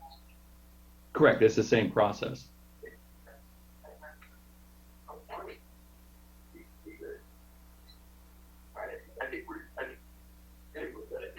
We just hold forth roughly and all good with it. I mean, if we have any more questions, we can ask them as we go on. Okay. We're very supportive of this project. Because I should village and help the local people on this. Absolutely. Will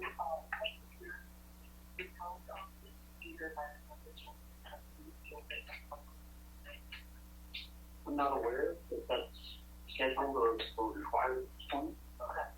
We also have a DEC permit that's in process. I answered some questions with DEC field permit defined just this morning. So we're expecting that to be coming as well. So, but I'm not aware of any other areas. I think that honestly, side roads should be doing that. Yes. So that's going to be, that's the answer to a lot of these questions. Yeah. I think that's very good. I would agree.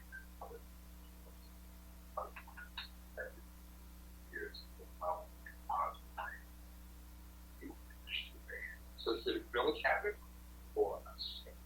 I don't, in other words, they want to buy our support to the village and they're not moving forward. They got a similar other village do a lot of the funding and implementing the project. So if you could do it here, so you want to solve them. Okay. It's on the water side because you felt the banner. We can certainly make them aware of it. It's a good public outreach. Yeah, it is. It's a good project. Is that okay? Yeah, we'll set a date for public. We are still seeking funding. We have some presentations out. We have an EPC permit. So like you said, we're not looking to rush it. Set a date. To that end, yes, if we put a public hearing on what people would be interested in it, more support. Yeah. Let's advance this to the next stage, which is schedule. Okay. The earliest, just timeline-wise, the earliest public hearing that we could do, we could notice it at the June 20th meeting, and then hold the public hearing at the July 11th meeting. That would be appropriate. If that's what you'd like to do. Sign most stuff. We're gonna do that around, around the good stuff, the chance to come here, and have the case I don't want to be available. Let's do that. That's pretty, okay, thanks. Your representative to come with that. Are you hearing this, Dan and Tammy?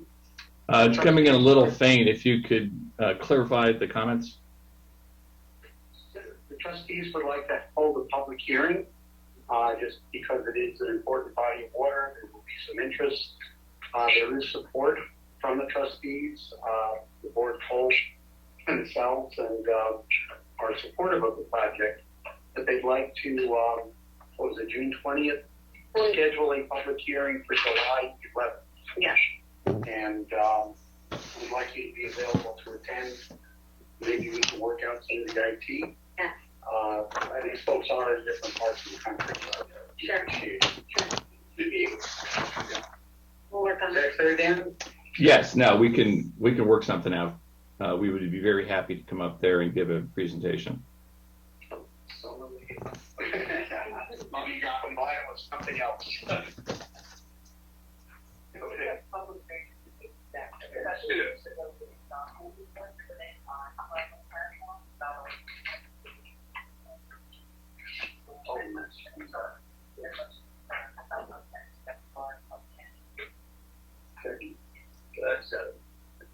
Okay. Good solution, that's it. Do you guys have any more questions for Dan or Tammy? No? Okay. Yeah. All right. Take care, guys. All right, thanks, All everybody. right. Take care, guys. Bye. Bye.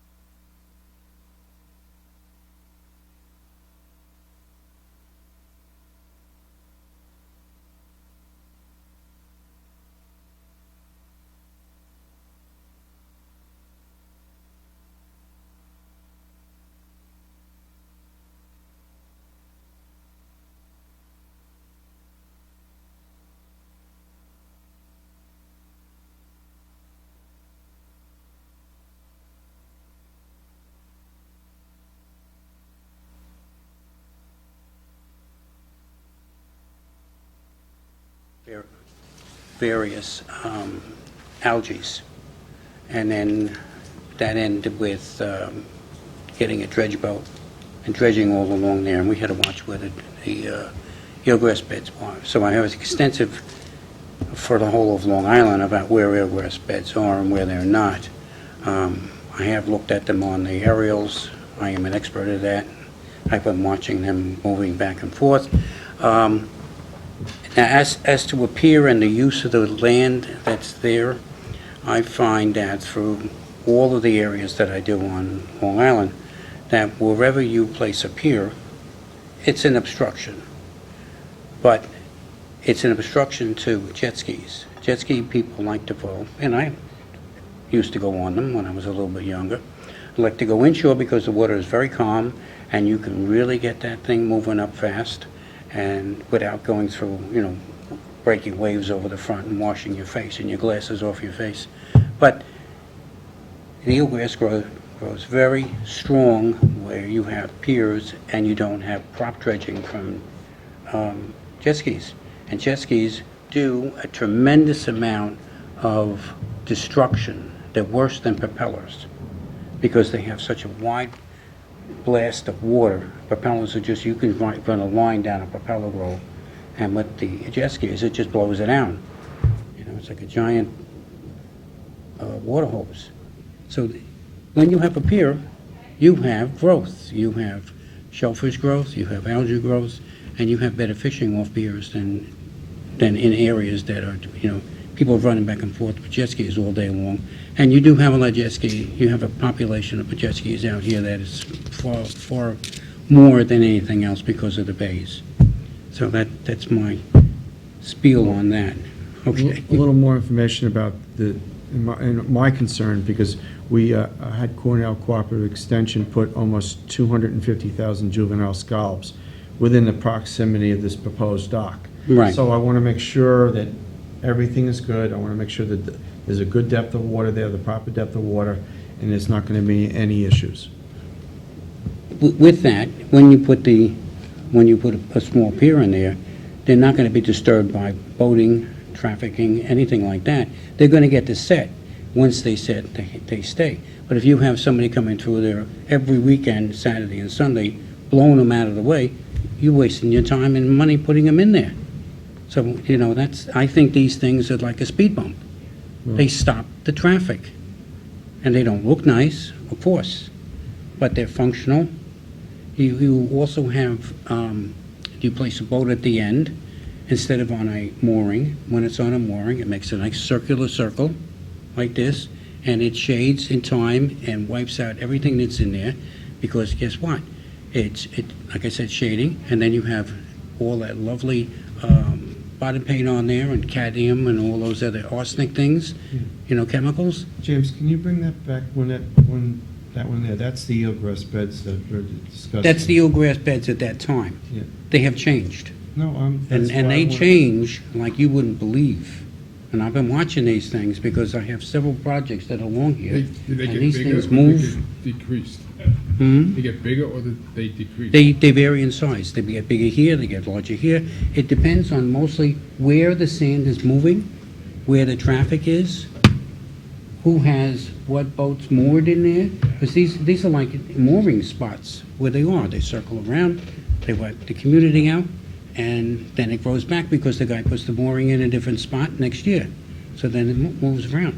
They are very resilient in their growth. If they find an opportunity in a place that has no traffic and no disturbance, they'll grow very quickly. And in the areas, they'll leave.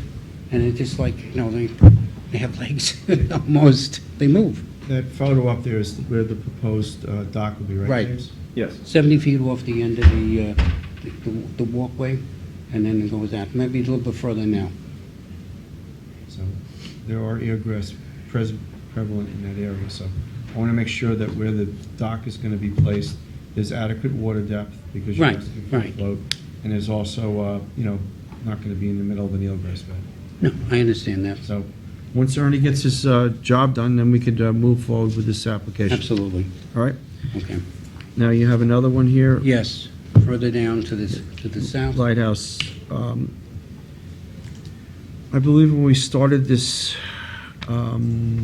we held it because we were going to have some kind of discussion or discussion with attorney it was Sean Cambridge, now it's Mark Redmond, so we were in transition of attorneys.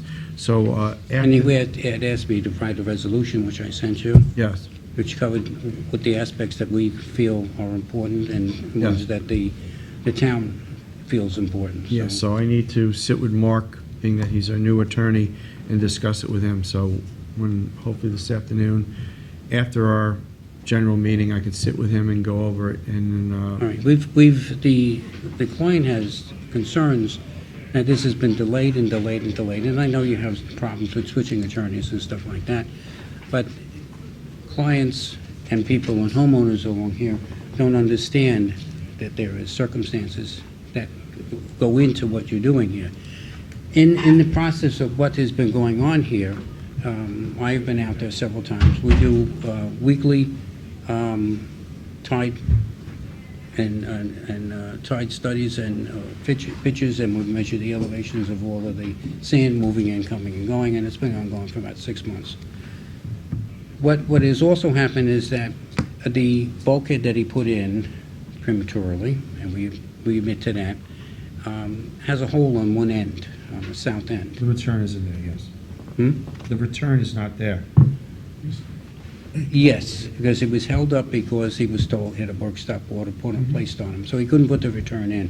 Now the entire section behind the bulkhead is gone, and it's he has grandchildren, one fell in, got somewhat hurt, I don't know how much, but he is concerned about this because now you're putting it off again, and he wants to fill it in and put the little piece of return in there, and you're holding him up from this. He doesn't want to do anything else, he just wants to make the area safe. If he had gone about things the proper way. If he had done it the right then way, there- this we wouldn't wouldn't be in have this happened. position. That's right. And Right. if he has that area somehow staked off to Right. take care of his Right, grandchildren, that would but be another important grandchildren, point. grandchildren, and they're not gonna look at a piece of tape, they're just gonna run after a ball, fall in a hole again, and that's it. So we would like you just to fill in the hole, put 8 to 10 feet on that side there, and be done with it, and then we can do all this other stuff and not have anybody You have get a hurt. picture of the damage you're talking about?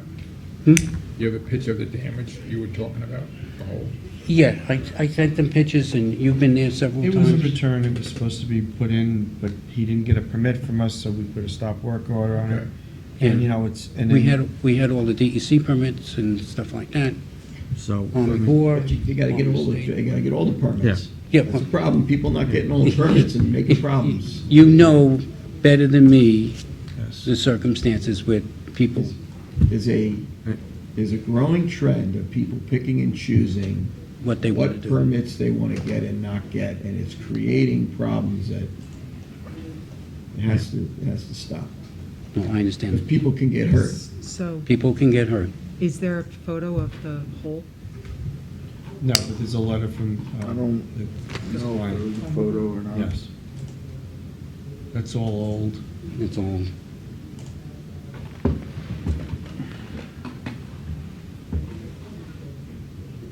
This was the letter, right? Yeah, that's the letter. I don't think there was a photo attached. No, there wasn't. I didn't see a photo. So I can get you a photo. hopefully, Wait, the homeowner is in construction management? Excuse me? The homeowner is in construction management? He's Go done, back to that letter. he's done all the construction.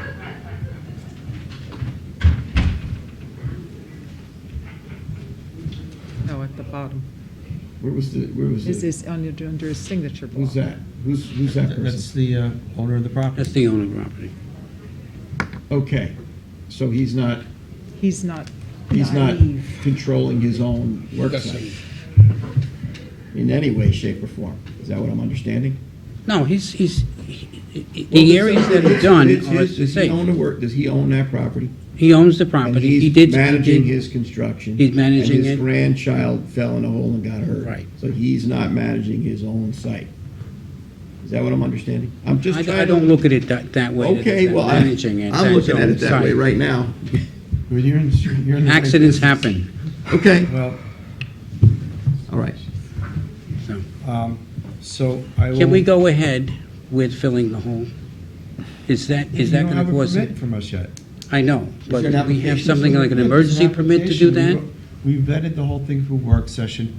We asked them to shorten up the breakwater that was put in, I believe it was 55 feet, we pulled it back to 40 feet. Yes, I think that's what it is now. And then. And we're gonna take the he's last asking- boards off. He's gonna take the last 15 feet of it. My concern was that this, you know, breakwater's there, and it's literally, if you look at the beach and a GIS picture of the beach, the two properties south of him are starved for sand.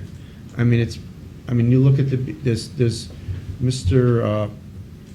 11A, and then there's two to the north of it, and you could see as you progress to the south, the beach gets smaller and smaller. That you could see the drastic jump between 11A and the one to the south. No, we mean, know that. it's- As soon as you pull that pier around, it's gonna look like the person. Well, it's to the already south. pulled out. It's No, well, I mean, if you take that entire pier out of there, it's gonna look just like the place to the south. No, all sand. you're gonna transition is gonna move, that's why we are allowing him to keep the 40-foot of it. Right. And remove the 15 feet of it, to let some of the sand go around. Right, so And the fin- natural progression natural to of the- sand. So did you do that yet? Yes. Yeah, it's all done. Well done. So what are you waiting for, Ed? Well, we wanted You to. need you need conditions from Mark and that come up from Mark. Yes. Okay. And Ed. Which I wrote Yeah, and so sent we'll it. get that. So- So Ed's We working just, on that. we're waiting. Yeah, I started with Sean. Sean, yeah, it's down here. So Mark, just where now. are we at with this? It's not Is you, I it's haven't down even here. approached him yet Oh. because I was working with Sean. Sean. Sean's gonna be coming in as soon as we. So could we advance this pending, can we get this done in 2 weeks? Yeah, I would sit with Mark Mark. after this meeting or after our next meeting, and we'll Yes? craft Advance it. the proper, long as it's fine. language. Yeah. And we'll advance it to the next meeting. All right, let's do that then. You're fine with it, Ed? I'm fine with it. Let's do that. If Ed's okay. All right, And so we then, can get. Mark, you can make the this time for moving Ed. And get a resolution here. Yes. Because the other thing we have to do is that we have a court case with the town, No, I understand. and they're waiting For an Here. answer from us, yes. to give us a fine. Yes, I understand. So we postponed it, and the judge is not a very happy person. So, Well, it's kind of beyond my control. you know, I'm just telling you, there's pressure all around. As long as Mark stays No, here there's until the no- end of never this any week, pressure. Nothing into new. today, we're good. Nothing new. You leave, it's out of my control.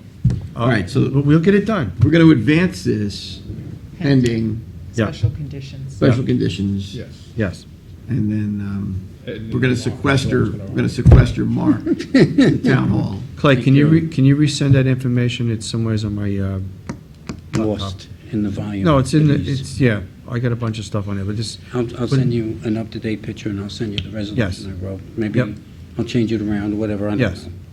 But, yeah, please send it to We- my town email, and then when I sit with And- Mark this afternoon, we'll take care of it. yeah, and if I can get Ernie to cooperate.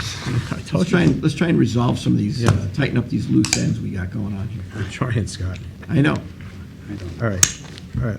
I thank you very much for Thank your you. considerations and your listening to my whatever. All right, enjoy your day. You have a good day. Take care, Ed, you got Claire. another one, I right? got one, DGC Realty LLC, 369 Beach Road, Hampton Bays. We've worked on this before. Yes, they're asking, it's actually Sunday's Marina. Trustee Pell would probably know this as Pell's, but it's changed. They're asking to dredge basically 1.2 acres of dredging, 5 feet down below mean low water. A lot of the area has filled in because the bulkhead, before being replaced, was failing, so they're asking to, it's also, they're privately owned underwater land, because, I so, think it's fine. So it's all within the boat basin? it's all within the boat basin. It needs to be removed, wherever it needs to be dredged, they're gonna, No, where's the spoil go? they're gonna put it to an upland source. So they're trucking it out? They're trucking it out of there. So Yep. It's obvious that they've got to do Yeah. that. They got to be able to maintain their basin. Did that, and I know how it is. You've been there and he's done that. Yep, I so- think you can advance. Okay, it's a no-brainer. All right, Yes. very good. That's Thank you. nicely put, Ed. They got to be able to maintain their basin. Okay. By the way, I lost a few tools in there, maybe they'll find them. Maybe a little WD-40 will clean them up, though. Ah, okay. All right, so that's advanced. Okay, so, Ann, Yep. We have First Coastal, Rob Din, 1963 LLC, 61 Sam's Creek Road in Bridgehampton. Welcome, Mr. Mack. Hello, everybody. How's everybody doing? Yeah. Doing How are you? okay. How are you? Good, good. That's good. Hello, hello. Do you want to describe this project? Sure. This is a 61-foot catwalk into Sam's Creek that has a T configuration on it. It's pretty standard. It's a low profile. It's non-treated, of course, with light penetrating decking. And it's very consistent with a lot of the docks in the area. So this gets them out to water that they can access for paddleboards and kayaks, things like that. And there had been a bit of a holdup with, Yeah, there was a discussion as to whether or not the jurisdiction was including the town conservation department, and I think we requested a advisory. we Yeah. are in receipt, You are have we in overhead receipt? shot. Oh, thank you. We are in receipt of an advisory letter from the Conservation Board weighing in on the catwalk that is in their portion. Hey, James, you have an overhead shot? Yes. I didn't know if you want to finish this or not. When you get done. It's consistent with what's in the. Yeah. Right, did you Yes. check off the list? Yes. Okay. Yeah, we're, yeah, it's Blue Book compliant as far as I'm. Yeah, I yeah. think, you know. An we're- advisory, it's pretty straightforward. advisory letter Yeah, compliant too. Right, that's what I'm talking about. Yeah, that was the important. That way part. we're addressing the concerns. of Yeah, and the- that kind of makes sense. Right, that's what we want to do, Yeah. things that make sense, and we want to also, you know, collaborate, And streamline the process. which is Yeah. what we're doing here. Right? I Good. mean, not Appreciate to, that. yeah. Yeah. not to Streamlining. make things onerous and Right. then have people go and get their own permits. Yeah. or We're not. sensibly dealing with everybody's concerns that have skin in the game here. Yeah. Yeah, Good. okay. I yeah. think I would like to advance this as long as everyone is I'm okay fine with with it. it. I'm good. Okay. Okay. Thank you so much for being Thanks so here much. today. Appreciate it. Mr. Mack. Thanks. We'll see you guys. Okay, next we have, and thank you for your patience, Mr. Mack. Oh, please. Next, we have 180 Mid-Ocean LLC, 180 Mid-Ocean Drive in Bridgehampton, and this is with InterScience. I'd like to welcome Mr. Jim Walker. Hey, Thank you Jim. for being here Hello, Bill. today. All right, we finished this permit process once. This is a replacement dock, and the old dock was a total length of 98 feet. Then we went to the Army Corps. The Army Corps says we have to extend the dock to the edge of the wetlands and then ramp down. So we're complying with the Army Corps. Takes the Army Corps a year to give out a permit. When you're all done, you have to go back to the town and reinvent the wheel. So now we're 134 feet. The long and the short of it is, we're asked to put the dock all the way to the wetlands line and then ramp down. That's it. There isn't anything else exciting about it. The whole front of the dock is exactly the same as the Board of Trustees permit that was issued initially, and the new request is to comply with the Army Corps regulations. So this is a similar situation in that we went to the Conservation Board for an advisory letter because of the length of the catwalk. There is, as Mr. Walker is stating, there's nothing significant that has changed, and it is basically a renewal. Okay, you good? I would expect this complication each and every time you're sending someone to the Army Corps. It takes a long time to get the Army Corps permit. When you get the Army Corps permit, we have to come back and deal with the town and the state again. So you end up with frustrated property owners. But that's the long and the short of it. They're going to make you go to the wetlands line and then ramp down. And 4 feet above. 4.5 feet as measured Sorry, to the bottom of the ledger yeah. board from the grade of the vegetated wetland. It looks like a bridge. We didn't receive the Conservation Board comments yet. No, I don't think so on this one, but it's in process. You wanna wait We've for that? sent, You already approved it once. Yeah, so. I think pending receipt of the advisory letter? Is that okay with you guys? I Are you in a super don't, rush right now? or- well, Property owner has he- had the contractor ready to build he, and surveyed the start of So the so dock. put it on for 2 weeks, barring any drastic Yeah. differential that hasn't been accounted for in our permit. How about that? that's fine. Okay, That should- you got that? That would, that's. You good with that? It'll be in 2 weeks. Yeah, Okay. and we'll receive, we can also add or put just a little bit of a timeline. Should expect this type of complication from the Army Corps. It's all we expect around here is complications. You got it. That's what, this is the complication Thank you. central here. Thank All you. right. Sorry for your wait. All right. One more. 3 Fisk Lane. You have Beechwood, right?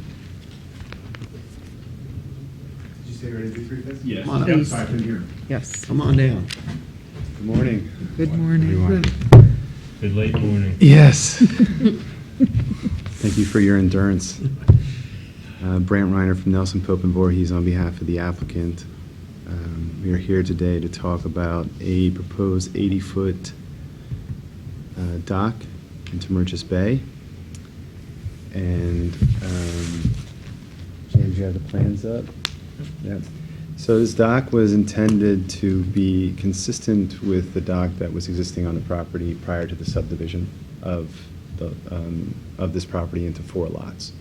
So when the owner purchased and subdivided the property, he then wanted to be able to have the second waterfront lot also have a dock to be consistent with the dock that's there. So you can see the 4-lot subdivision, you can see the existing dock that's there, and the lot that we're now currently working on is that one right there, that's 3 Fisk, and that they now want an 80-foot pier to extend into the water from there.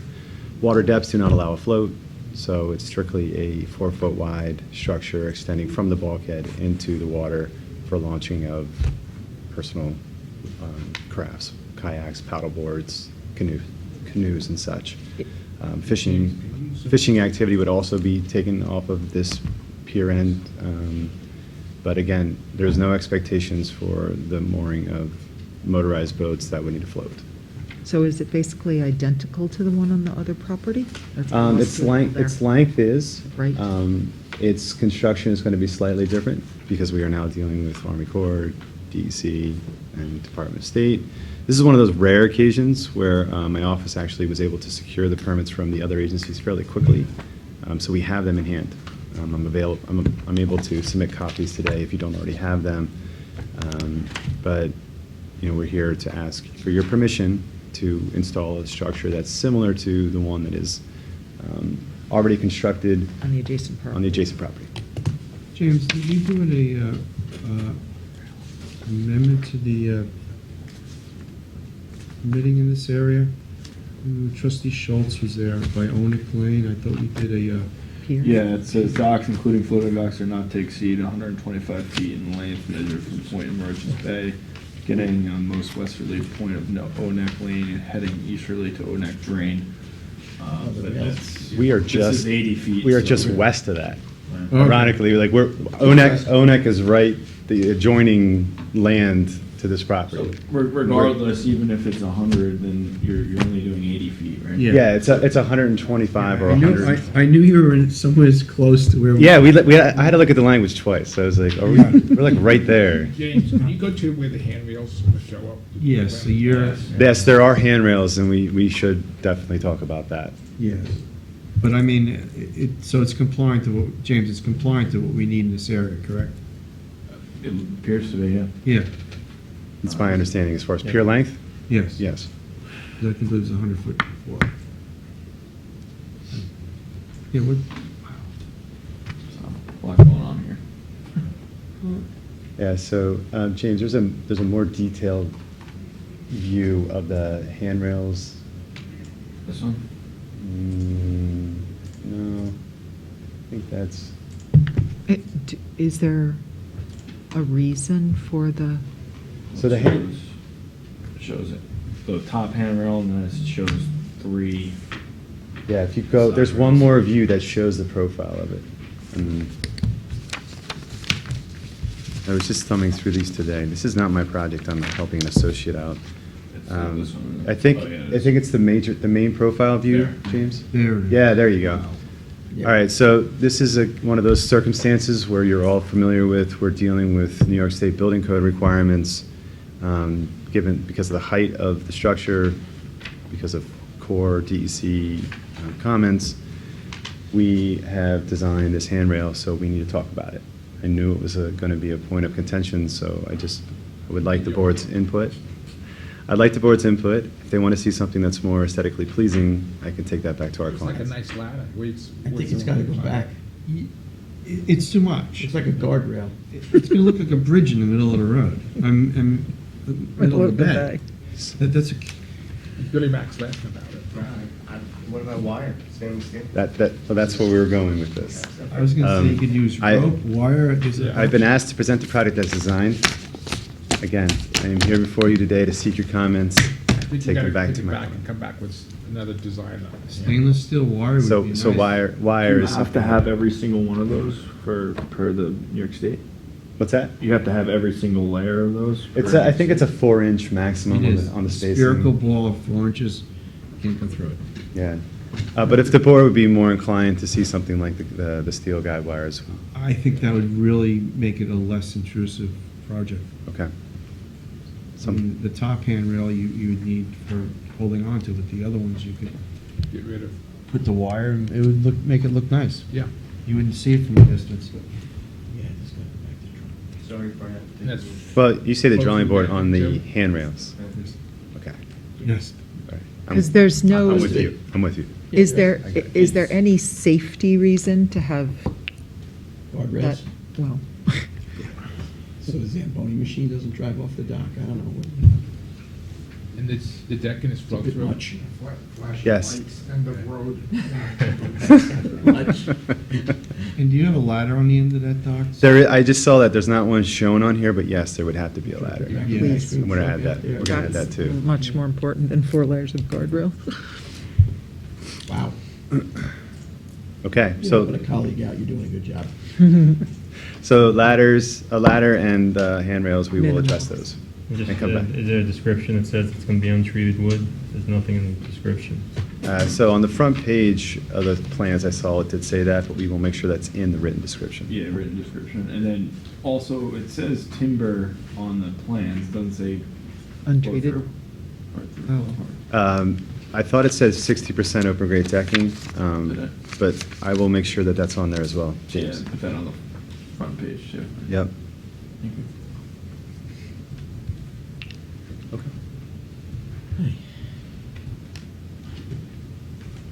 That's it on this Are one. we good? Yep. Great, thank you, Good. Brent. Great, thank you all. We're holding that though? Yeah. A little bit of Pending adjustment. a little, Some Adjustments. tweaks to the plans, and I will see you all at 1 o'clock. that's 1 o'clock. Okay, so now I Make a think motion going to we got to adjourn this meeting. Yeah. Motion to adjourn Second. second. and go into executive session. Second. Dragging. All right, you got a second? All in favor? Aye. Okay, Can I be able to? meeting adjourned. Yeah. let me give you-